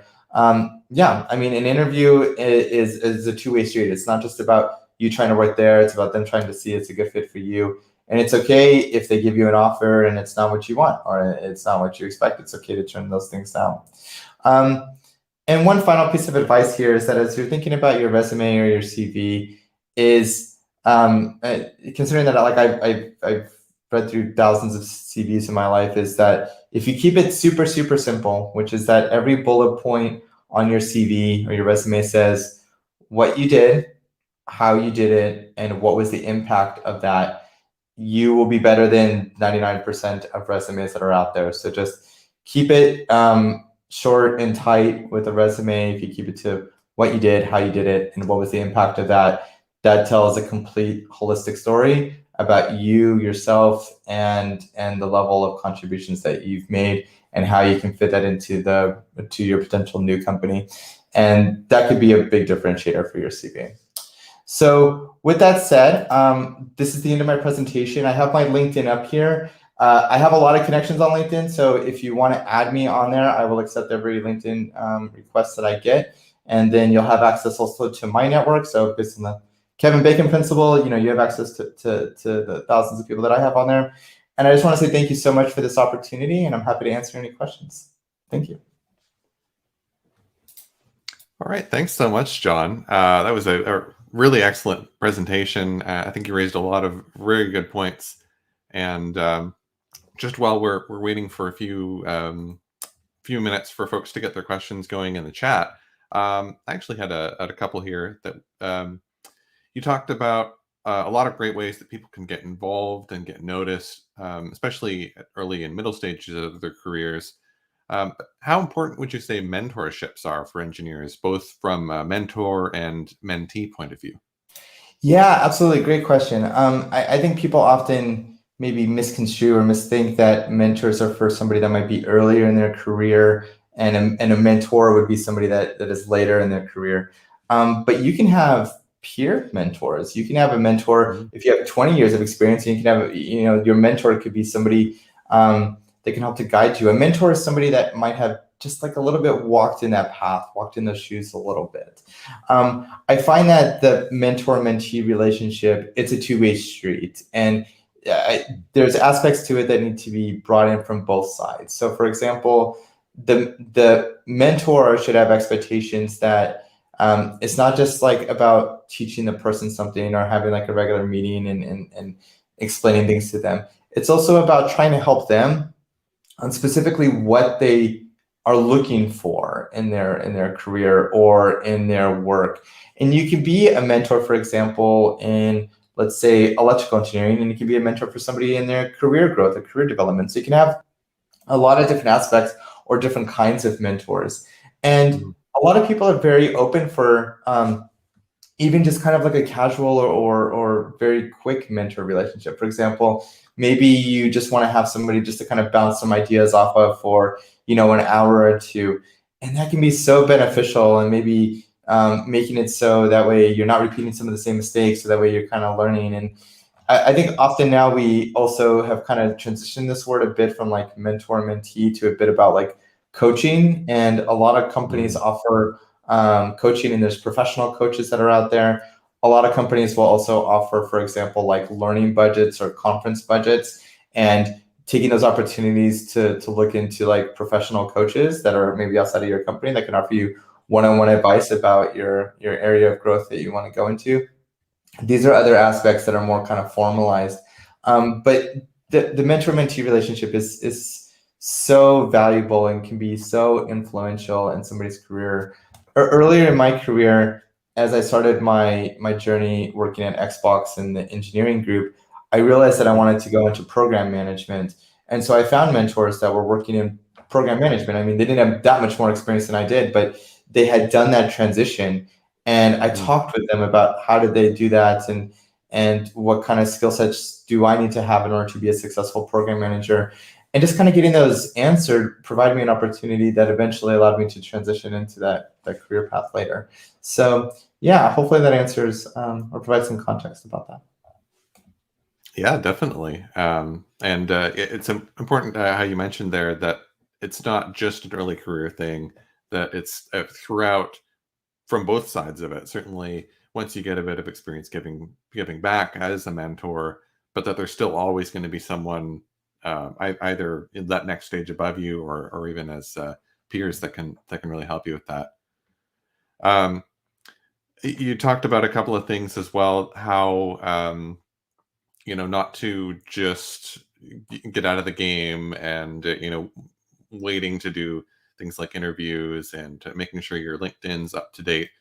But what is what you would say the biggest mistake maybe that engineers make, either in the resume, interview, lack of networking, or some mistake they make maybe in their work, and how would you suggest to avoid or fix that? Yeah, this is such a beautiful question. I mean, I think that there's aspects within engineering that it's expected that people are going to make mistakes, and it's okay. Everyone's going to make them, whether you're a junior or a principal engineer. Everyone makes mistakes.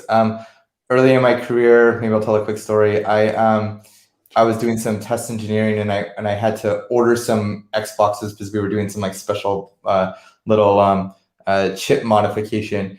And I should have ordered like 5 units to test, but I accidentally ordered 500 units to test. Oh, wow. And so we had this big pile of like Xboxes that were sitting, and we were like, why did we order so many, and what are we going to do with all of these systems? And what I appreciated, though, I mean, although I remember that and I kind of cringed at that, is that like, it's okay. Like nobody blamed me for it. It was an understandable mistake. I learned from it, and I learned, to not repeat that or to double check my orders before I submitted. But I think that there's aspects here that it's okay to learn. It's okay to, if if somebody accidentally deletes the production database, in the software world, that is a very big mistake. And that's honestly not a mistake of the person who made that. That's a mistake of the checks and balances of the process that's in place that made that happen in the first place. And so, being realistic about, self-reflection and about how to adapt to those things, I think, are critical. But, maybe specifically talking about, biggest mistakes that engineers make. Within a CV, I would say maybe I'll try to focus on the different aspects of parts of the question that are here. Within a resume or a CV, the biggest mistakes that I see is that people don't do a grammar check. I mean, if you just do like a Microsoft Word grammar check or a Grammarly plugin check, it'll get you 99% of the way to being correct. But people don't take that step, so they have like spelling mistakes and things. And also, people might make resumes that are too long or too short. General advice is 1 page for every 10 years of experience, but there's no right or wrong answer that's here. But going back to earlier, if you put in what you did, how you did it, and what was the impact for each part of your resume is going to be beautiful, and you're going to have an amazing resume, and it's going to be better than most. So that kind of solves that problem. The aspect here about interviewing, no one likes interviewing. Interviewing sucks for everyone. It's nerve-wracking, it's stressful. The biggest advice that I can kind of offer for going through interviewing is that just understand that it's okay. People are human. You might be preparing for an interview and you've studied and you've worked really hard, and you go in and talk to someone, and someone didn't even read your resume or didn't even read your CV, on the other side of the table until 5 seconds before. These things happen when we don't know their history or, what resulted in that. And, just understand that these people are human as well, and give people the benefit of the doubt that they're trying their best. And just go in there knowing that, just it's okay. Whatever happens, it's not the end of the world. And to know that, to just, be proud of yourself and sleep easy at night knowing that you tried, I think is something that's really powerful. And it's not just about, life isn't all about, where you work or the job that you have or the job title that you have. It's a balance between, friendships and the life that you want to live, and not everything is just focused about your career. So, that's an important part, and it can open up certain doors, but it's not everything. And so, trying to keep that, I guess, in mind, it can be really critical for ensuring that you're not making those mistakes. Yeah. All right. Excellent. Yeah. Thank you very much for that as well. So as we mentioned when you were coming in, that you're actually based in Berlin now, working for Vinted. So having just moved not only to a new city, but a whole new continent to take on this opportunity, how would you compare that experience versus a remote first role? And what are the pros and cons that you found, maybe for someone who's thinking about that, or making a move in their career?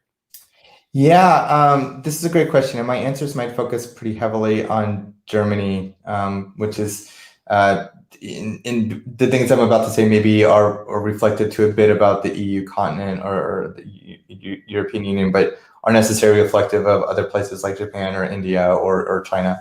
But within Europe, there are certain aspects, I think, that are quite strong in regards to like worker protections that have resulted in, if you're physically located there, certain opportunities are brought to you versus working remotely for maybe a German company, but in a outside of the EU. So, for example, when COVID happened and a lot of companies were facing the potential that they might need to lay off employees in order to help to save the company, Germany has a program called Kurzarbeit, and it's basically short-term working. So what companies could do is they could shorten the working hours of people, let's say to 3 days a week or 2 days a week instead of 5 days a week. And then the government would offset a part of that lost pay for those other days that the employee is not working. So in the case of when I was working for a travel startup that was focused on sustainability, well, people weren't traveling, so business was really affected by that. And what they did is they put people on working 3 days a week, but people received roughly 85% or so of their salary. for most people, that's a pretty good trade-off. Like, taking like a 15% pay cut in order to get 2 extra days off per week. And that was a factor of what the government offered in order to prevent layoffs of people. So programs like that, I think, are really quite powerful for like worker protection laws. But I know this is very country by country dependent. There's also aspects, for like working in the culture, like specifically across the EU, is that many tech companies will be speaking English, which is absolutely fantastic. But outside of your workplace, depending upon where you work, the level of English speaking might be not as present. So, for example, for me, trying to learn aspects of German, or trying to visit German government offices for taking care of some paperwork, or for even simple things like reading your mail, can often be stressful or difficult to understanding, or you need to rely on colleagues in order to help navigate these areas. With that said, though, I think it's a wonderful experience if people are open and willing to do it. But yeah, it's not for everyone. But for me, I'm really happy I made that journey. Yeah. All right. Thanks very much. And I think we've got time for one more question here, and I might switch gears to a technical side. I know that you've got some patents in the camera space, and especially in the last few years, really cameras and mobile devices have become more capable than ever. On-device software wizardry is making photos and videos look even better, really, than I would have thought possible. But where do you see the development going from here in the next 5 to 10 years? Do you see more developing on the camera hardware side, the software side, or both? And what sort of things will we see with that? Yeah, this is an awesome question and a super fun one. Cameras are often based on the physics of optics, and it's based on how much light you can bring into that sensor, and you're limited under certain aspects by how big the sensor size is or how big the optics are. So what we're seeing, as what you mentioned, is that software is really having the opportunity to really enhance those levels of hardware. And within cameras, there's certain, when we specifically talk about consumer electronics, there's major advantages to using well-established and well-known camera hardware. Maybe to give a little bit of a quick story on this, cameras often are they go through what's called a tuning. So tuning means that you're developing the camera and you're focusing different aspects of it based on what you think is good for normal pictures. And what is a normal picture is very different depending upon the company or the environment. So for example, like Nokia, that was based in the Nordic countries, is very heavily skews towards actually pictures that are outdoor with snow, and it takes really good snow pictures. At least some of the earlier cameras did, because that was what people were really common, for the employees that were developing it. That was a common picture they were taking. Apple focuses very heavily on taking pictures that are portrait focused. Certain companies focus a lot on landscapes, and there's these aspects towards camera tuning and camera options, or using different features to modify these cameras that are really quite amazing and advancing every year.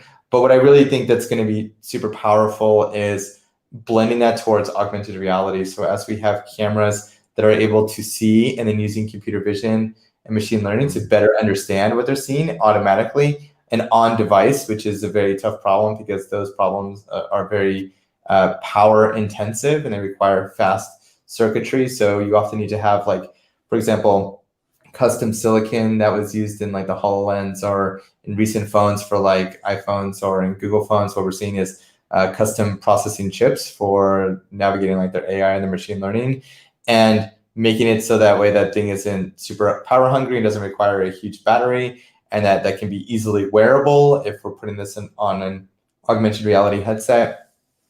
These are super big challenges and require batteries and silicon architecture and camera architecture and optics and everything else to all blend together and all come together seamlessly. It's a very hard problem, but I think this is where the next 5 to 10 years will be going towards. Awesome. Well, I certainly look forward to it. And I'd like to thank you very much for your presentation and for answering all these questions. Love to keep chatting with you all day here, but I think we're out of time. So if anyone would like to connect further, maybe you have additional questions for John, we've got his LinkedIn information there in the chat. And next, I'd like to say stay tuned. We've got an excellent tech panel coming up with John Yaglenski coming back hosting, and we've got James Finlay, Amy Peck, and Maxim Jacob. So they'll be coming up right after the break. Thanks again.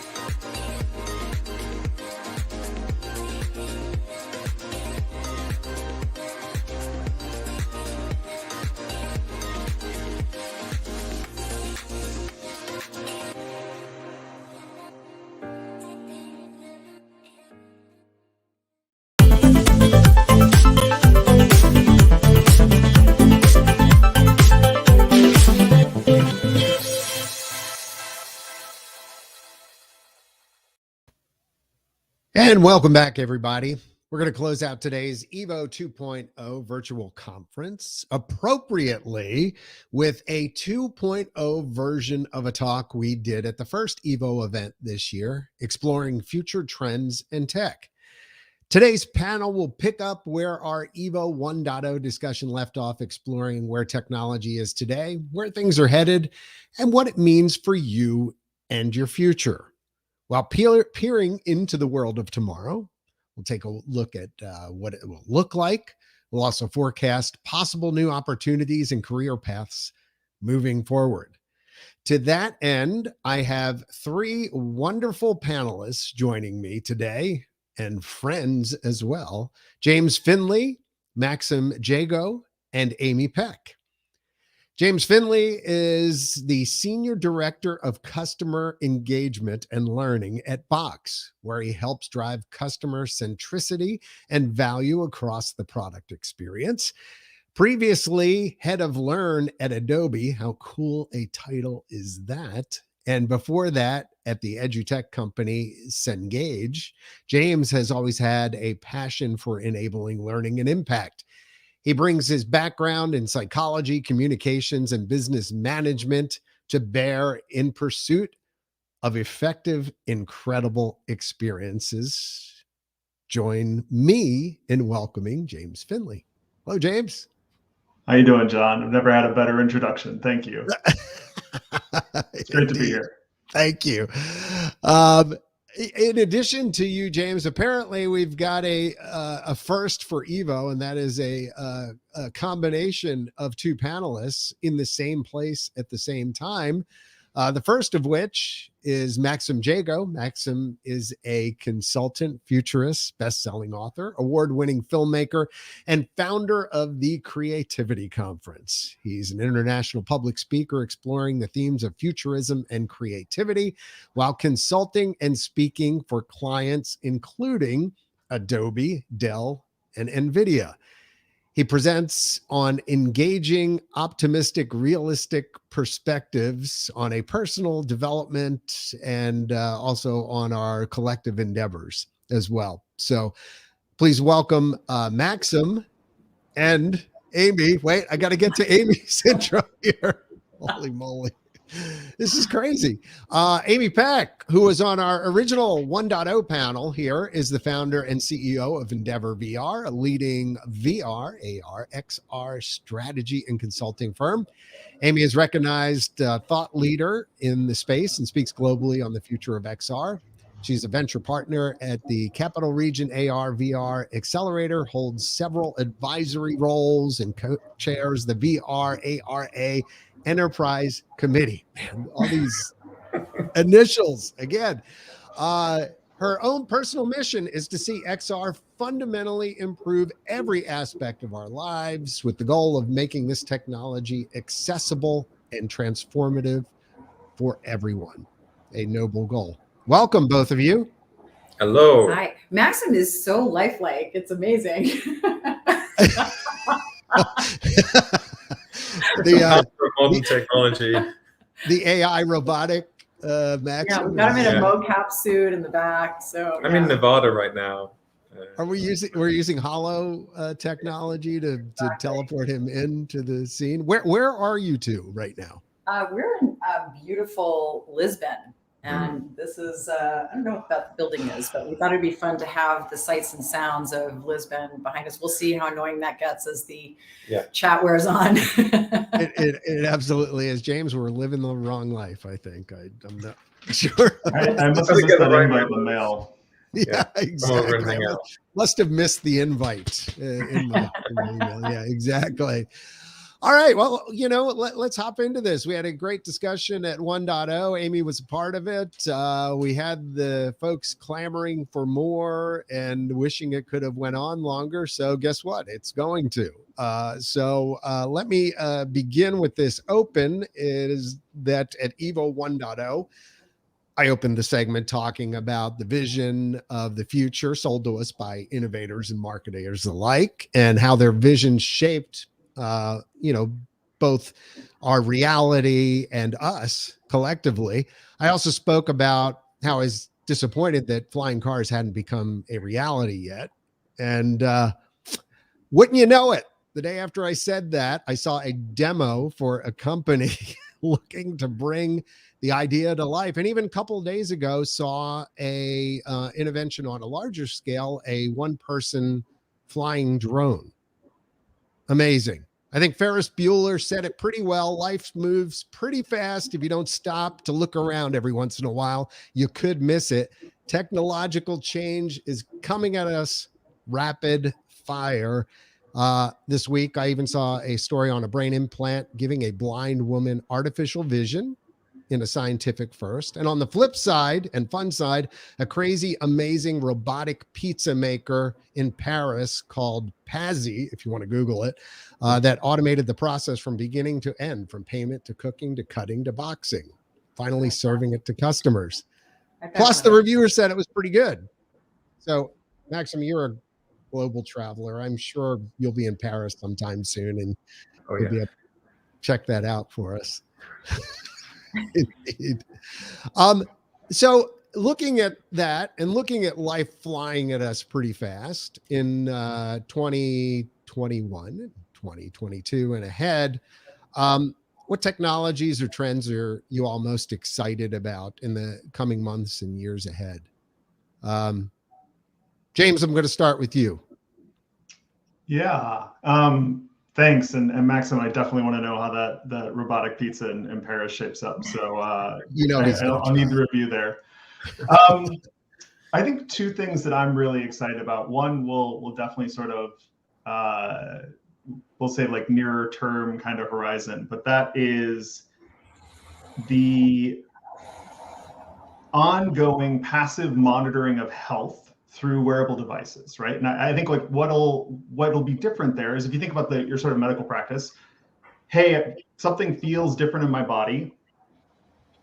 Do I have time to go to the doctor? Do I have time to go get that checked out? Am I explaining that in a way that is communicating and breaking down the medical knowledge barrier versus my experience barrier? And as we start to have a more continual, standardized collection of what's happening in my body, and that's accessible, a lot of those sort of early catch preventable health impacts are going to be something that are automatically flagged and detected, and you'll get a prompt of, hey, James, you should probably go to the doctor. Something's happening, or something might be happening. Like, let's go check this out and make sure that you're okay. So I think like that's a really huge transformative step in terms of where I need to spend mental energy thinking about my health and realizing when something might not be right. And I think that's sort of a really cool thing on the horizon. By the way, what's amazing about you bringing that up is that you circled us all the way back to our first keynote speaker, who talked a little bit about that as well. So very nicely done. I totally meant to do that. I know you meant to do that. It was great. I'm very impressed. Yeah. Well, thank you. Thank you. What was the other thing? I appreciate the notes ahead of time. You know, I think the other side is just, you know, as Moore's law starts to slow down, your denominator gets bigger, all these sorts of fun things. When we start to shift from electron-based computing to photon-based computing, awesome. That will be really cool, right? And I think like you're going to see this huge transformative leap between the pace of an electron deploying and the signal it captures versus a photon deploying. And as a photon becomes the basis for how computing happens, man, watch out, right? And that's a much further out timeline, but I think you're going to see just, I have no idea what that'll look like, but it is something that I am very nerdily excited for. Things are about to get really cool. Yeah, indeed. Maxim, Amy, or should I just combine you two? It's like Bennifer, you know. Yeah. Max. Maxie, it's all I could just move you all right. I know. What are your thoughts on the most exciting trends headed our way over the next couple of years? I think it's kind of, actually, I mean, this is sort of a terrible answer to your question, but I think it's all exciting. I think the fact that it's all moving with such velocity, and then with that, the infrastructure to start to support the way we want to live. Like technology now is at the point where it truly can augment, sort of human experience. And that kind of combination of, these wearable devices that then feed, biometric data back to us. We've certainly heard some pretty big news about one of those smaller tech companies out there in the metaverse. And to me, it's not about having this like also virtual world. It's about how we interact with data. And it's just a follow on also from the health conversation, because to me, the metaverse is being able to access and interact with all manner of data and experiences in context that is spatially anchored. That may or may not have relevance to, where you are at a place in time, but it can be entertainment, it can be information, it can be any form of data. And it's basically we're just walking into our computers now. Yeah, I think it's getting weird. Yeah. Little Tronish. Okay. Max? I would echo kind of what both Amy and James have said, that it's this acceleration that is so exciting. But I also would add that, no major experiential change occurs for us based on a single change in our technical landscape. The development of a light bulb, for example, great, but completely meaningless unless you roll out electricity supply infrastructure. Right. And part of that is establishing the socioeconomic conditions in which people can have regular supplies of electricity, and you've got all of the infrastructure required for you to get the components to mass produce the light bulbs. So any single idea is exciting, but what I think is really changing now, what's really exciting, is that so much stuff is accelerating. It's not any one field of technical development that is suddenly having this boost in development. Everything is getting faster, and we're starting to see real-world applications of the benefits of the big data crunching that AI can perform. And that's allowing us to accelerate the development of other technologies. Our virtualization, if you look at, what was the film, Interstellar, the models that were produced for the virtual camera work within Interstellar, where they built a black hole, were so precise just for the film that physicists used the data that it produced to help them understand how black holes work. And that's just for a film telling a story. So we're seeing this broad range of developments, and all of it is getting better and better. It's a very exciting time. Yeah, without a doubt. I mean, what do you think is causing all of this? I mean, do you think things have accelerated even more recently, and what's pushing that? Is it? I think it's just the science curve. The thing about the science curve is that you start to get technologies leading to technologies. You look at the development of the combustion engine, and it used to be that people were breaking down all the time, and there's all sorts of problems with their vehicles. But now, and if your vehicle could do, say, 70,000 miles, that was great. But now a vehicle that runs for well over 100,000 miles is completely normal, and we don't even notice that fewer people are breaking down. So I think overall, we're nailing down how to do things properly. We're establishing the systems. We're identifying the workflows. And then into that environment where we're getting better at doing technology generally, there are these innovations. And things like, the metaverse that Amy mentioned, and these. Should we put a trademark after that now? I feel like I was going to invent the metaverse.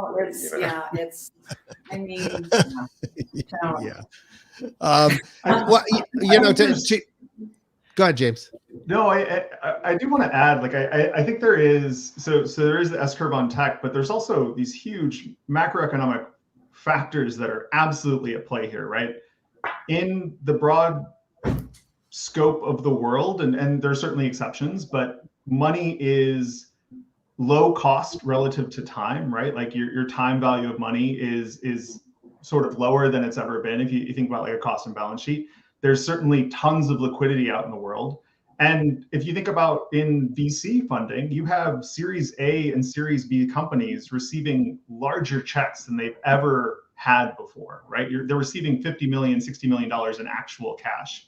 And what that allows for is lots of different things to fail, but it also means that lots of different bets are able to happen and accelerate that technology space. And so I think, to Maxim's point, like, it's absolutely the S-curve, but it's also that piggybacked with massive amounts of funds that allow for lots of ideas to be explored at once.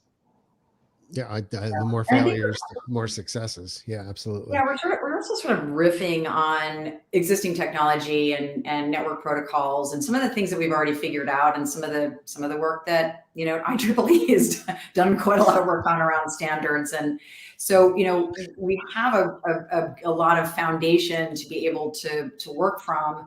And this digital landscape, largely, though we need kind of larger data pipes, and, you know, that's kind of what edge compute and 5G, you know, are going to give us.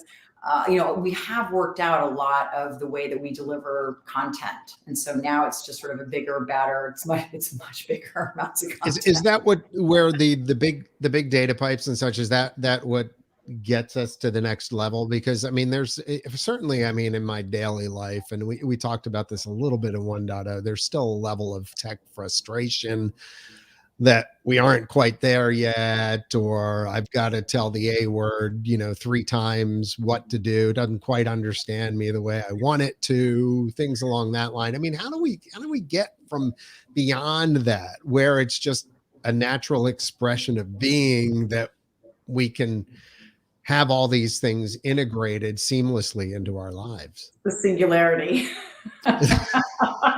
It sounds so evil when it's said. I was going to say it's tenacity and patience, right? There's this lens of time problem with change, that we see what it could be, and then we're frustrated because it isn't that yet. And so, but if you look at the incremental change that is occurring, it's phenomenal. It is. We could explore. Like, you look at self-driving cars, right? Right now, I would not allow a car to drive me down the freeway. He barely even let me drive. Yeah, but I was white knuckle all the way. I like roller coasters, but if you look at what self-driving cars can do today, phenomenal. Look at the robo-doctor we were talking about earlier. You know, they're more precise than a human doctor, a surgeon, right? They call it the robo-doctor, it's a surgeon. Right. So it's more precise than a human surgeon, it's much faster, and it's resulting in fewer surgical failures, and dramatically reduced convalescence times.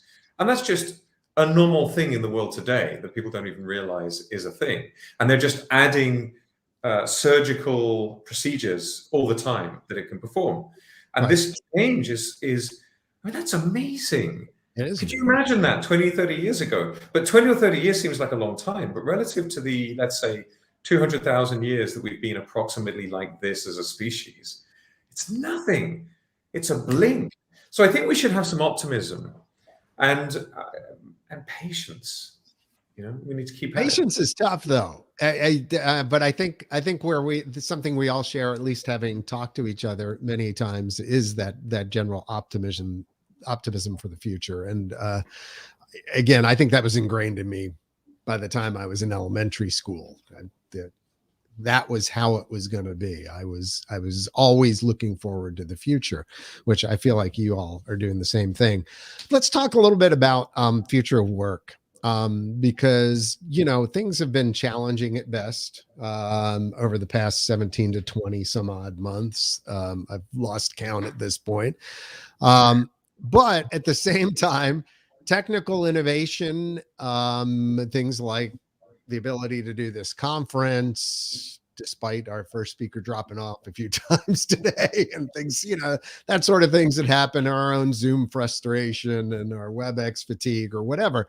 I mean, how has the pandemic and such changed the workplace for workers and employees? I mean, you know, we've seen that rapid distribution of collaborative software and things along that line. What are some of the ups and downs in the field, and how do you all see us improving the experience moving forward? Is pretty good as far as like remote, you know, workplace. You know, right. I think what I found was really interesting was more on a human level that affects work, which is that I think it gave people time to think about what mattered to them. And, like, I don't really need to live in, a expensive city or one of the top tech cities or a city that's known for the thing that I do. And, people moved around a lot, and remote work became, a much simpler thing for a much broader swath of people who are not used to doing that. I think all of us on this panel, we're already pretty good at remote work because we all travel so much. Right. But I think that, being able to, spend more time with your kids, depending on what age they were, if they weren't toddlers during the whole situation. I think from a human standpoint, I think it was a really good thing. And now coming out of it, I think people don't want to fight to go into offices anymore. However, on the flip side, and we've seen it here, is this is one of the first like really big events I think both of us, either of us, have been at since all of this happened. Like everyone's longing for that human connection. So it's really interesting, how this is going to evolve. And so there's a hybrid mechanism that's kind of evolving and that's at play. And even you see them in the conferences where there's a digital component and then there's a kind of IRL component. And that's going to happen with work. And, offices may be much more distributed, instead of having one AAA office in, major metropolitan areas, you might have sort of smaller, kind of workspace, co-working spaces in the suburbs that are accessible to your people that have, state-of-the-art technology. Eventually some immersive technology. So you can really start to, like motion capture, all of these technologies the prices are coming down. They're getting a little faster. They're getting a little better. So I would say in the next, 3 or 4 years, it's going to be very normal to have somebody appear as a hologram at your meetings. May not be all of you, but you might have 1 or 2 holograms. I'm waiting for that. I'm just gonna, here we go. See, we're already keep doing your thing, and I'm going to write. You guys heard my idea, right? Is he going to project a hologram? That was my idea. He's writing it down. I just want to go on record. No, you just inspired me. I'll share it with you over. So. Maxim's been inspired. All right. Yeah, ring a bell. Alert the presses. Alert the happens sometimes. No, I mean, that's fantastic. I think what we found a little bit is that adversity sometimes drives innovation, right? So, I mean, think about how lousy our web conferencing really was. I mean, prior to all of this, and admittedly, we still have bandwidth issues and things like that, but think about the technical innovation, the add-ons, the programs, the versioning, the revisioning, and all that kind of stuff that's happened over the last 24 months and how new features and, everybody's playing catch up with each other. I think it's great to have, that kind of competition.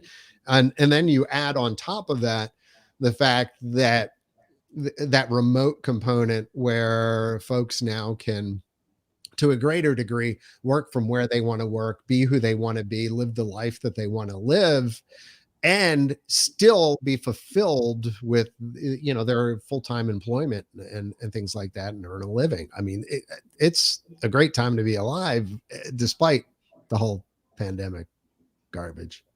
So, James, what are you thinking? Yeah, I love, Amy, I love how you kind of phrase that, right? It's certainly, I think it's so interesting, right? On some level, with Zoom conference, with sort of like tools like that, right? You almost have a commoditization cycle happening, right? Where the internet or video calling or sort of these standard features are now becoming commodities where they're roughly feature parallel. There's some innovation, but it's very quick to catch and copy and clone. And I think like that's certainly a very interesting thing, because then it becomes like, who has the better flywheel? And I think at the other end of the spectrum, which is so fascinating as well, is you have a large part of the world does not have 5G, right? And you have these huge gaps between the sort of the very forefront of technology and where that is almost reaching this commoditization cycle, and then just a striving for access and sustainability and reliability that is not there. And I think that the two of those in tandem is sort of like this very interesting, almost like face of Janus moment for what tech can be. And I think you're going to have this catch-up space where we will want to have equal distribution, equal access, and certainly that is a core part of us being good humans. And at the same time, there's like, how do I have the better flywheel in a commodity type landscape where I assume most people have access to this kind of tech? It's true. I think, I think there's a couple of major things happening here, right? There's a kind of social paradigm change. And for the last year and a half, we've been responding to the zombie apocalypse, right? So, and I say it that way because when you're in the midst of a pandemic, there are decisions that are literally life and death. That it's just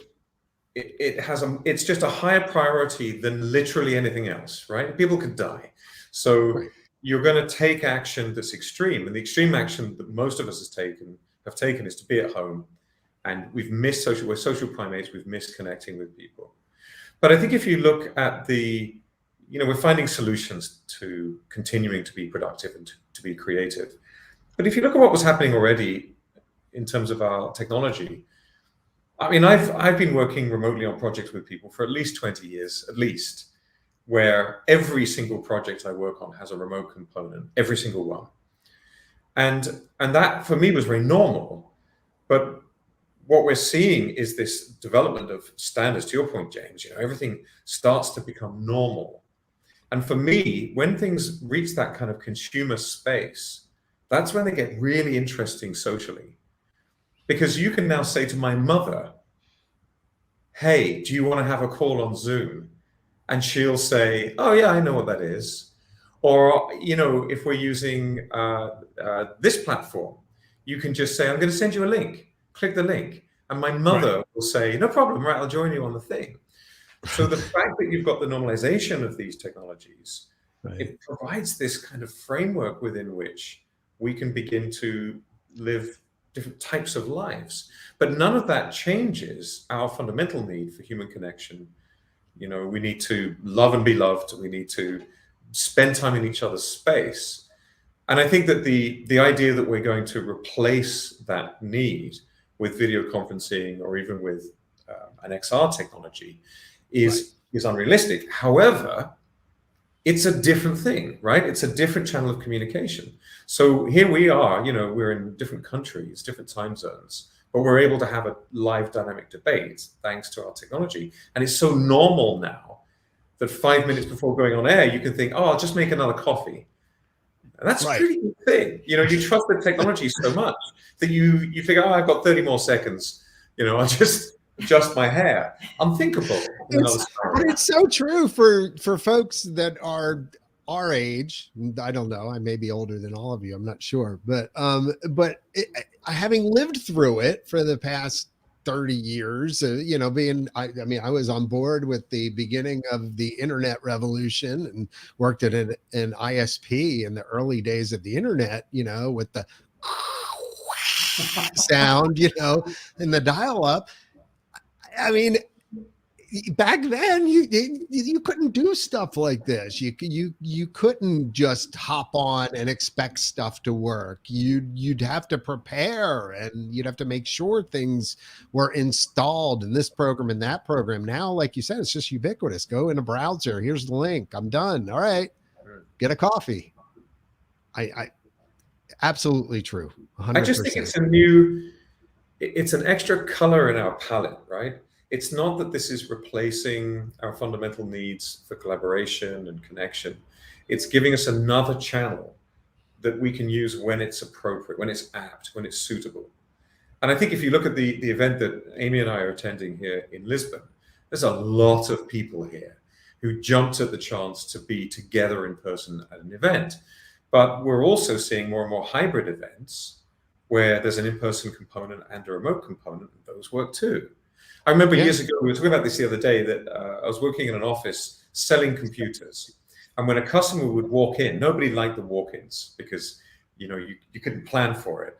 And we had an internal messaging system where nobody would look up from their desk and make eye contact with the customer. And we would all send each other messages saying, okay, it's your turn to deal with the customer. And then that person would write back saying, no, but I made the tea last. And, you know, George never deals with the customers. And George is like, yeah, but I hate dealing with the customers. So I'll do more emails if you deal with the customer. Oh, okay then. And then eventually somebody looks up and makes eye contact with the customer, who by then is really quite sheepish and uncomfortable. But these parallel channels of communication are powerful. They expand our frontiers.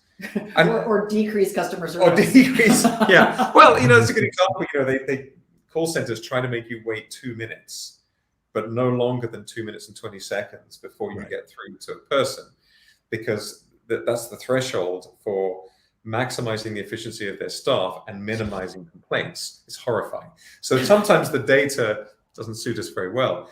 But, you know, I think what I'm trying to say is that we're seeing the technology expanding our capabilities. And a great example of that, that's probably a good thing for us to explore now, is, you know, the next stage of AI for us isn't going to be talking robots, sadly.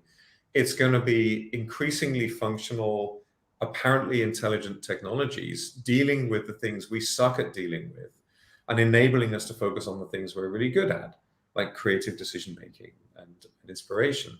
And I think that is another example of our frontiers being expanded, our efficiency being increased thanks to technology.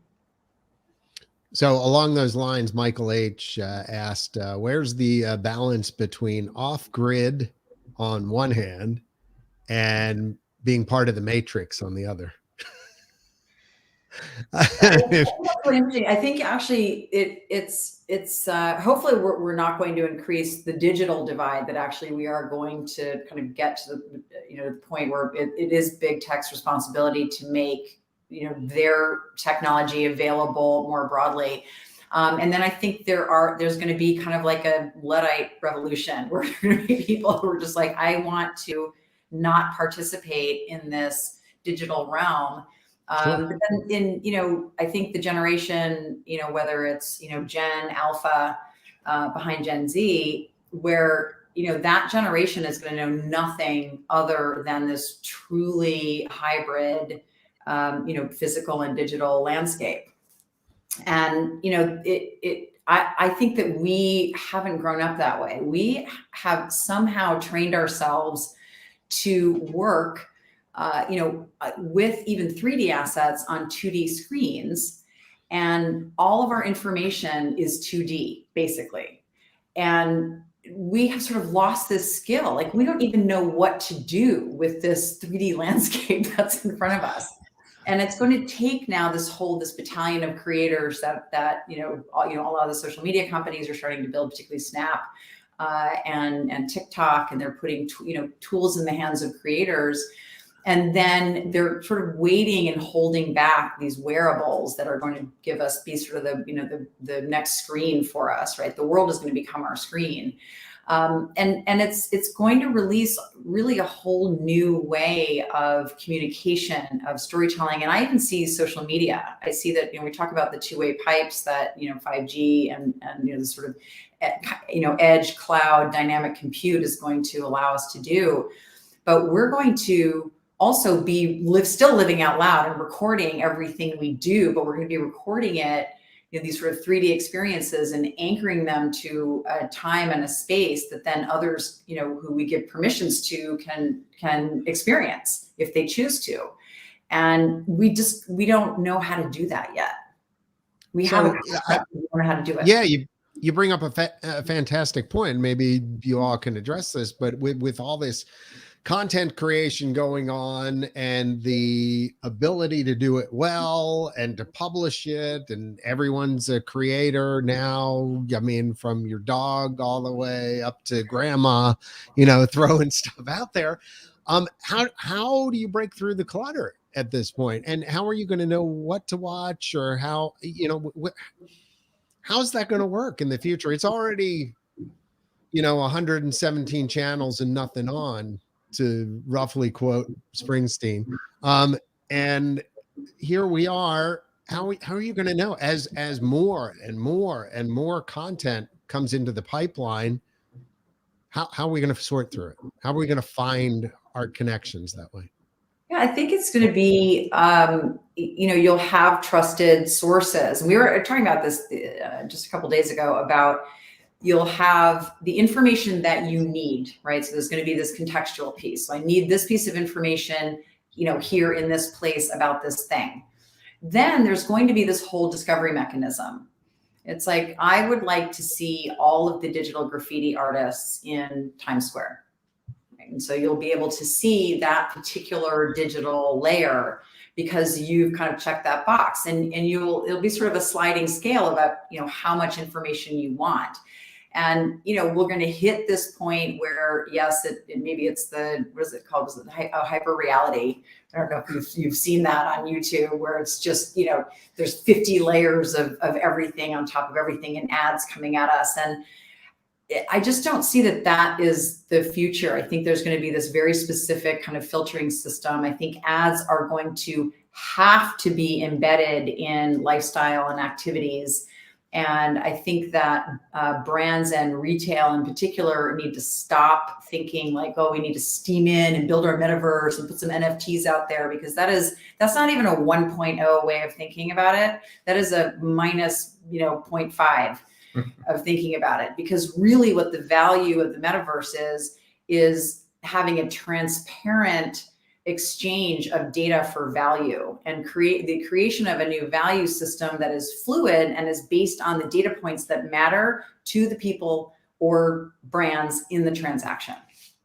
That was probably more than you wanted to hear about that particular topic. No, it's fantastic. That was I know awesome. James and I are both like, ooh, Yeah, good. no, I think, I mean, Amy, I'm not even gonna, I'm just gonna take this argument like down a level, because that was awesome, and I cannot meaningfully go to that level. But I think choice, control, and context, right, are going to be really, really crucial. And for what has happened as all this content has come available is we haven't had choice and control over when necessarily we do want to see that, or where we want to see that, or when that happens. And so you've had this flood of, I'm on Waze driving somewhere, right? And like, hey, do you want to go to, you know, Domino's down the street and get a pizza? It's like, I'm trying to go to the doctor's office. Please stop showing me a coupon or for Domino's, right?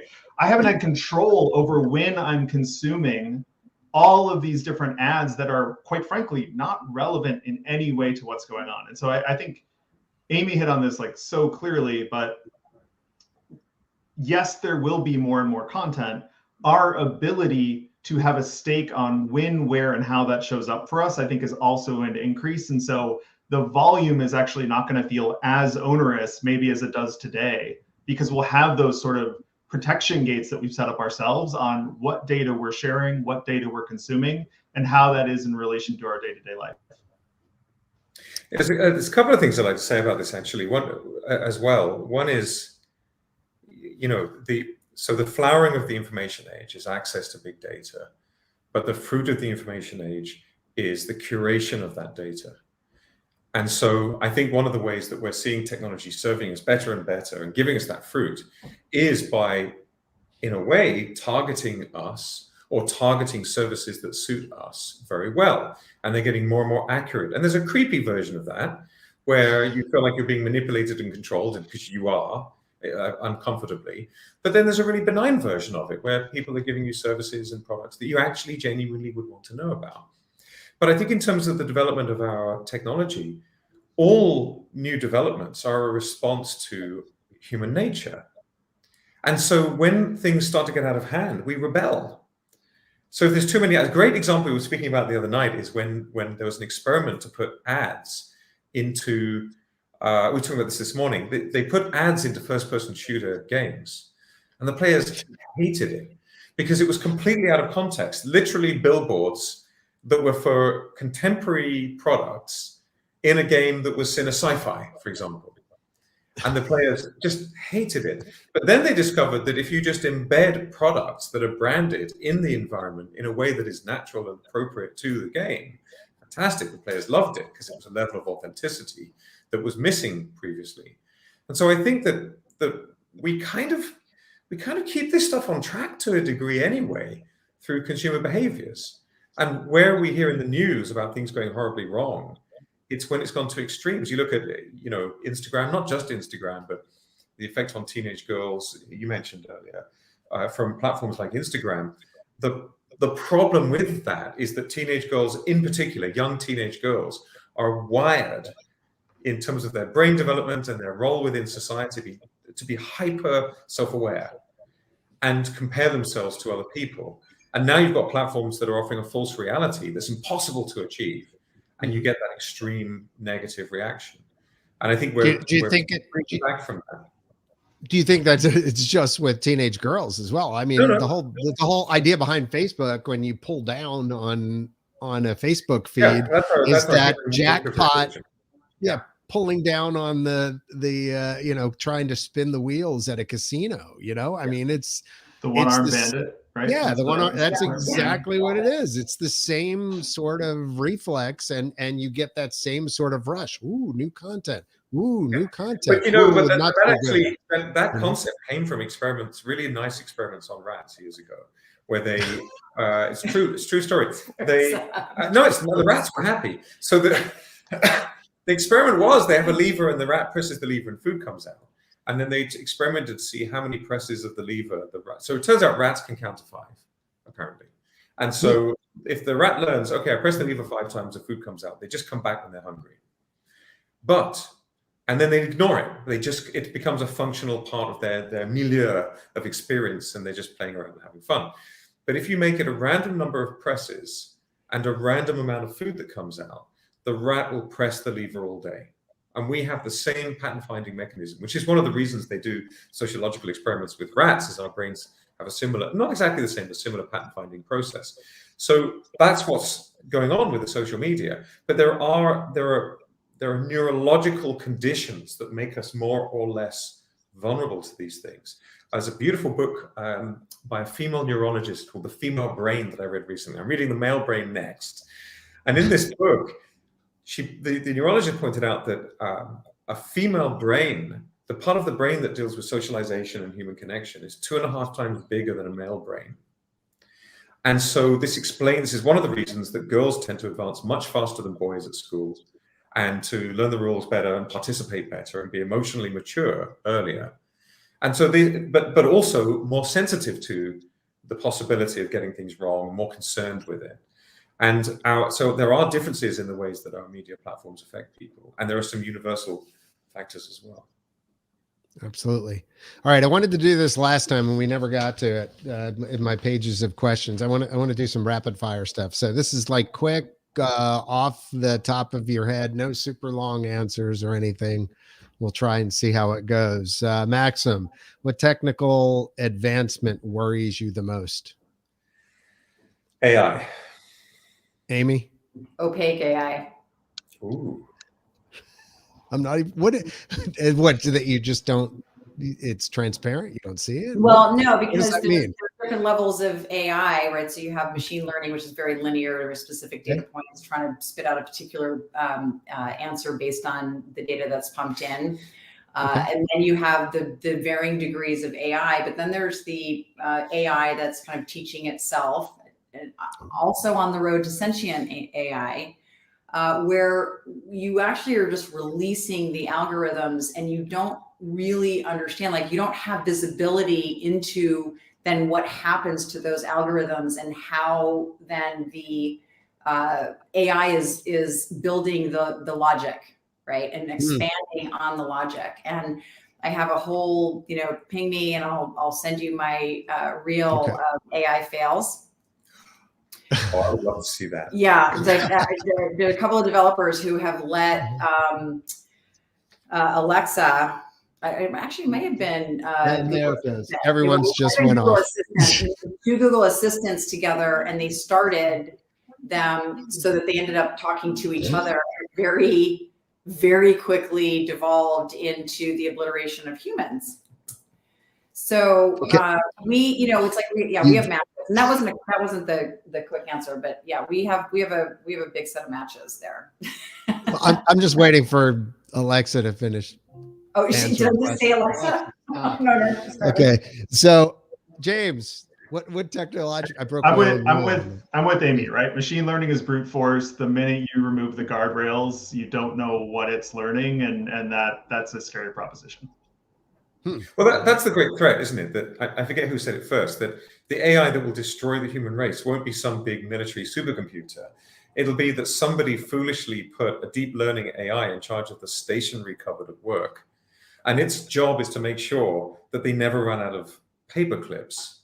And then one day it works out that the best way is to make sure there are no humans, because they're then the ones using the paper they're the ones taking the paper clips.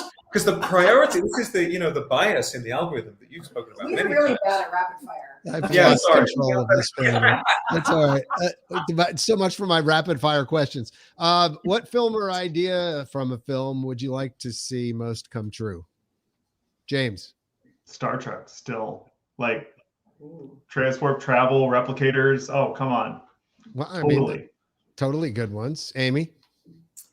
I don't know, that's tough because I never see movies. Oh, you know, I kind of like the series, it's an HBO series called Electric Dreams, because you're able to swap your life with somebody at a different time, but you don't actually know who is real, who isn't. If now that Facebook is meta. All right. Well, I think that's the basis for about 20 comedy films. But Maxim. So I have two simple ones and a more complex one, but I'll keep it brief.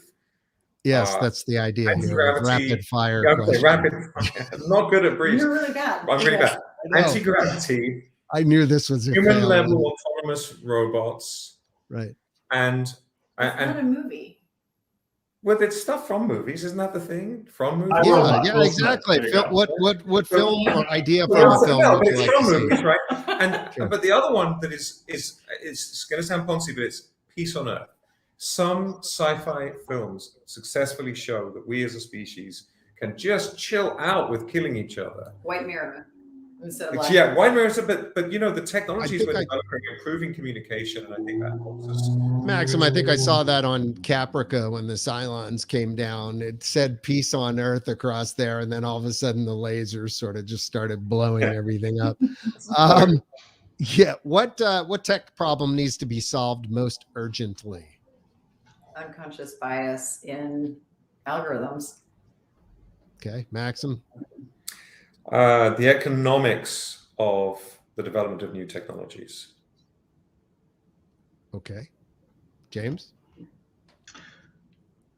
Yeah, I mean, I'll take equal access here, right? I think part of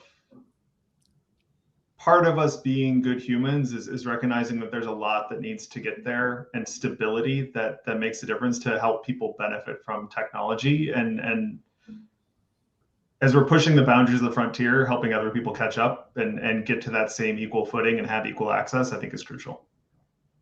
All right. Amen. What new gadget are you most excited about? Are you a future gadget or a gadget right now? Could be future, but I would say maybe something that you know is in the pipeline. Neuralink 6.0. I'll take 7. Because I just want to like plug in, speak every language, know whatever like body of knowledge I need for that, whatever task I'm in the middle of. Yeah. I mean, I know you're juiced on that because I saw your talk years ago in Pittsburgh, but I mean, do you not worry about that as well? I said I would just plug into the mainframe. Yeah, you just basically said, just plug me in now. I'm ready. Right yeah, essentially. Yeah, you're still ready. Singularity. And it's a hot topic from many angles, and I kind of stand alone with that, like the merging of man and machines. But I would argue we've already done it. Like we are already merged with these machines, and you know, I think anything that allows us to kind of fire synapses in a way that you know expands our capabilities. I don't know, like I someone's got to be the first. I'll do it. I'm in. Version 6. Yeah, but 6. So I'm the 6th. Not like the first. Yeah, Maxim, what new gadget? That is such a hard question, but I'm going to go with one. I think that we're really close now to overcoming longevity, senescence, And, you know, we're 3D printing internal organs, but we're also looking at maintaining the aging process. Yeah, you and me both, brother. So, but I think that we're so close to resolving many of our biological issues, and we're all on that day. You know, it's really exciting. James? I'll go selfish and say the next version of augmented reality glasses, because I've worn these my entire life, and I think it'd be really cool to have a little bit of an upgrade in addition to accounting for pretty much near blindness. So well, I've got contacts in, so I'm right there with you. So have you tried any of the available glasses to this point that have had embedded tech in them? I think I saw even Amazon had the new pair or something out recently. You know, I haven't. The first time I took a look at it, I've got some pretty wicked astigmatism, and so the correcting of the glass with the overlay on the glass that was a little bit extra compared to where things were at the time. And you know, if that's something they've fixed, if anyone's watching, please send me a pair. I'd love to check it out. But it'll be a cool space when it comes. All right. So since y'all are big thinkers, we'll close with this one. What are the most crucial or critical changes that we must make to face the future effectively? Along those same lines, how can we use emerging technologies in a push towards sustainability? Who's going to start? Who do you want first? Oh, I don't know. That feels like a Maxim question right there. Oh, man. Kind of. By the way, so what I think is that before you get started, Maxim, let me just plug your book. That is downloadable in the IEEE-USA store, IEEE-USA.org. Head over there, download Maxim's look at the future, where we'll be in 10 years and beyond. It's fantastic. Grab it. Thank you. There's more to come. Four more to come. Thank you. Yes. So, you know, I'm always interested. I'm mostly interested in the things that have universal application. And I think there's a paradigm shift that we are just going to have to grow up and embrace as a species if we're really going to move forward. And it's this foolish Victorian era idea that we're separate from one another. It's absolutely idiotic. We have never been separate from one another. We're absolutely part of a cohesive, complete system. The things that we do affect one another. When you exhale, the breath you exhale takes about 2 weeks to reach every part of the sky. It spreads right the way around the earth. Everything that we do affects everything else.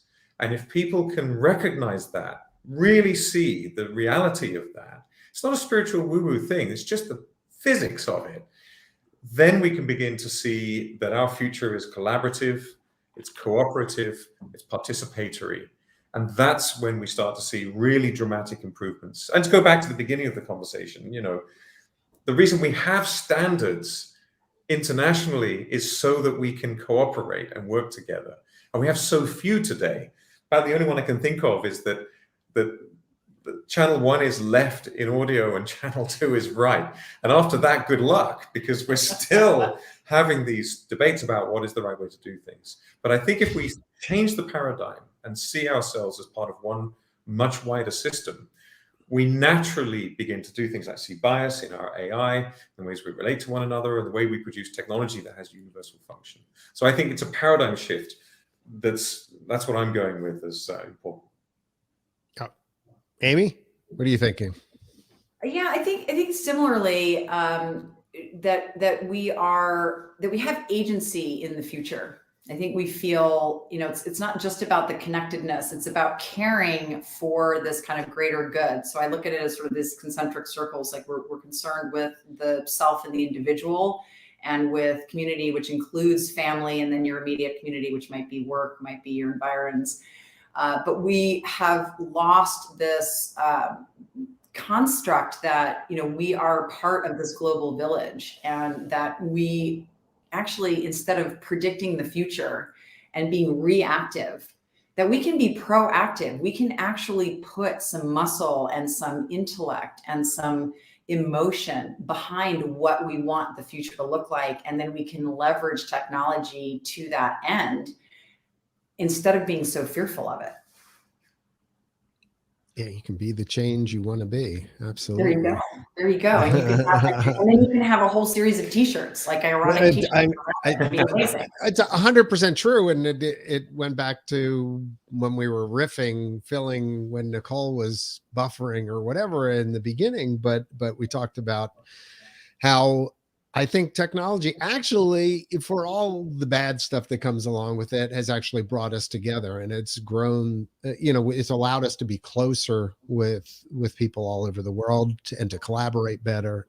So I think if every time I start getting down on stuff like that, I'm optimistic about all the good things that have actually come as a result of that. James, what are you feeling? Where do you think, that the most critical changes are that we have to face?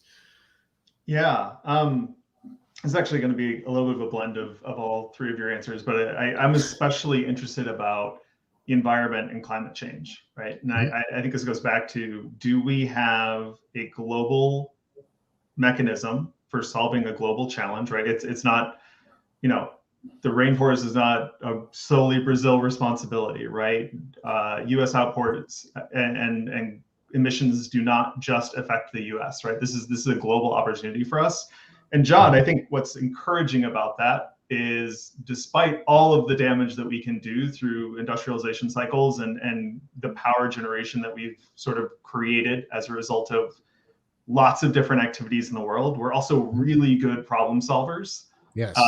And we're really good at applying and focusing and doubling down on the problems that we really need to go after. And so I'm really excited to see us take that ingenuity and ambitiousness and creative thinking to some really messy global level problems. Engineers are problem solvers, James. And that's Yeah. what we're all about here at IEEE. And way to wrap things up on a fantastic note there. I wish we could talk for another hour, but we can't. We've run out of time. And you have a great conference, I'm sure, to get back to, Amy and Maxim. And thanks for joining us today, James. Thank you. Also, I look forward to when we can be together all in the same place soon, hopefully. Yeah, absolutely. Thanks for being with us today, and thanks for being a part of EVO this year in the many facets that we've had.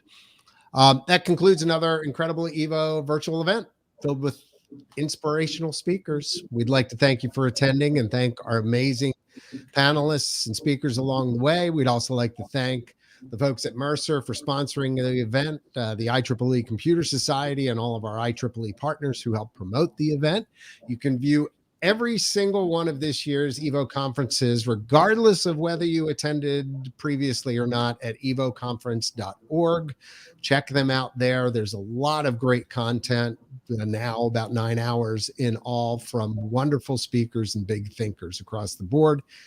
Be sure to follow along with us here at IEEE-USA on all of our social media channels, be it Facebook, Instagram, Twitter, YouTube, LinkedIn, for more information about future events, and stay up to date on all things IEEE-USA related. And I'll ask you, go check out our long-running, award-winning flagship publication, IEEE-USA Insight, at insight.ieeeusa.org for useful articles throughout the year.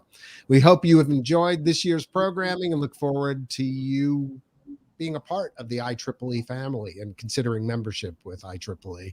And you can discover all the opportunities that membership brings with it and the value IEEE USA adds by heading over to IEEEUSA.org/discover. Finally, EVO would never have happened without the outstanding dedication and hard work of the IEEE USA communications staff, including my friends and co-workers, Jonathan Cho, Corey Ruth, Greg Hill, Marnie James, and Georgia Steluto, as well as our volunteers and the IEEE USA Communications Committee led by Rob Weiss and Communications VP Brendan Godfrey. Until EVO returns, I am still John Yaglenski. Thanks for tuning in. Bye now.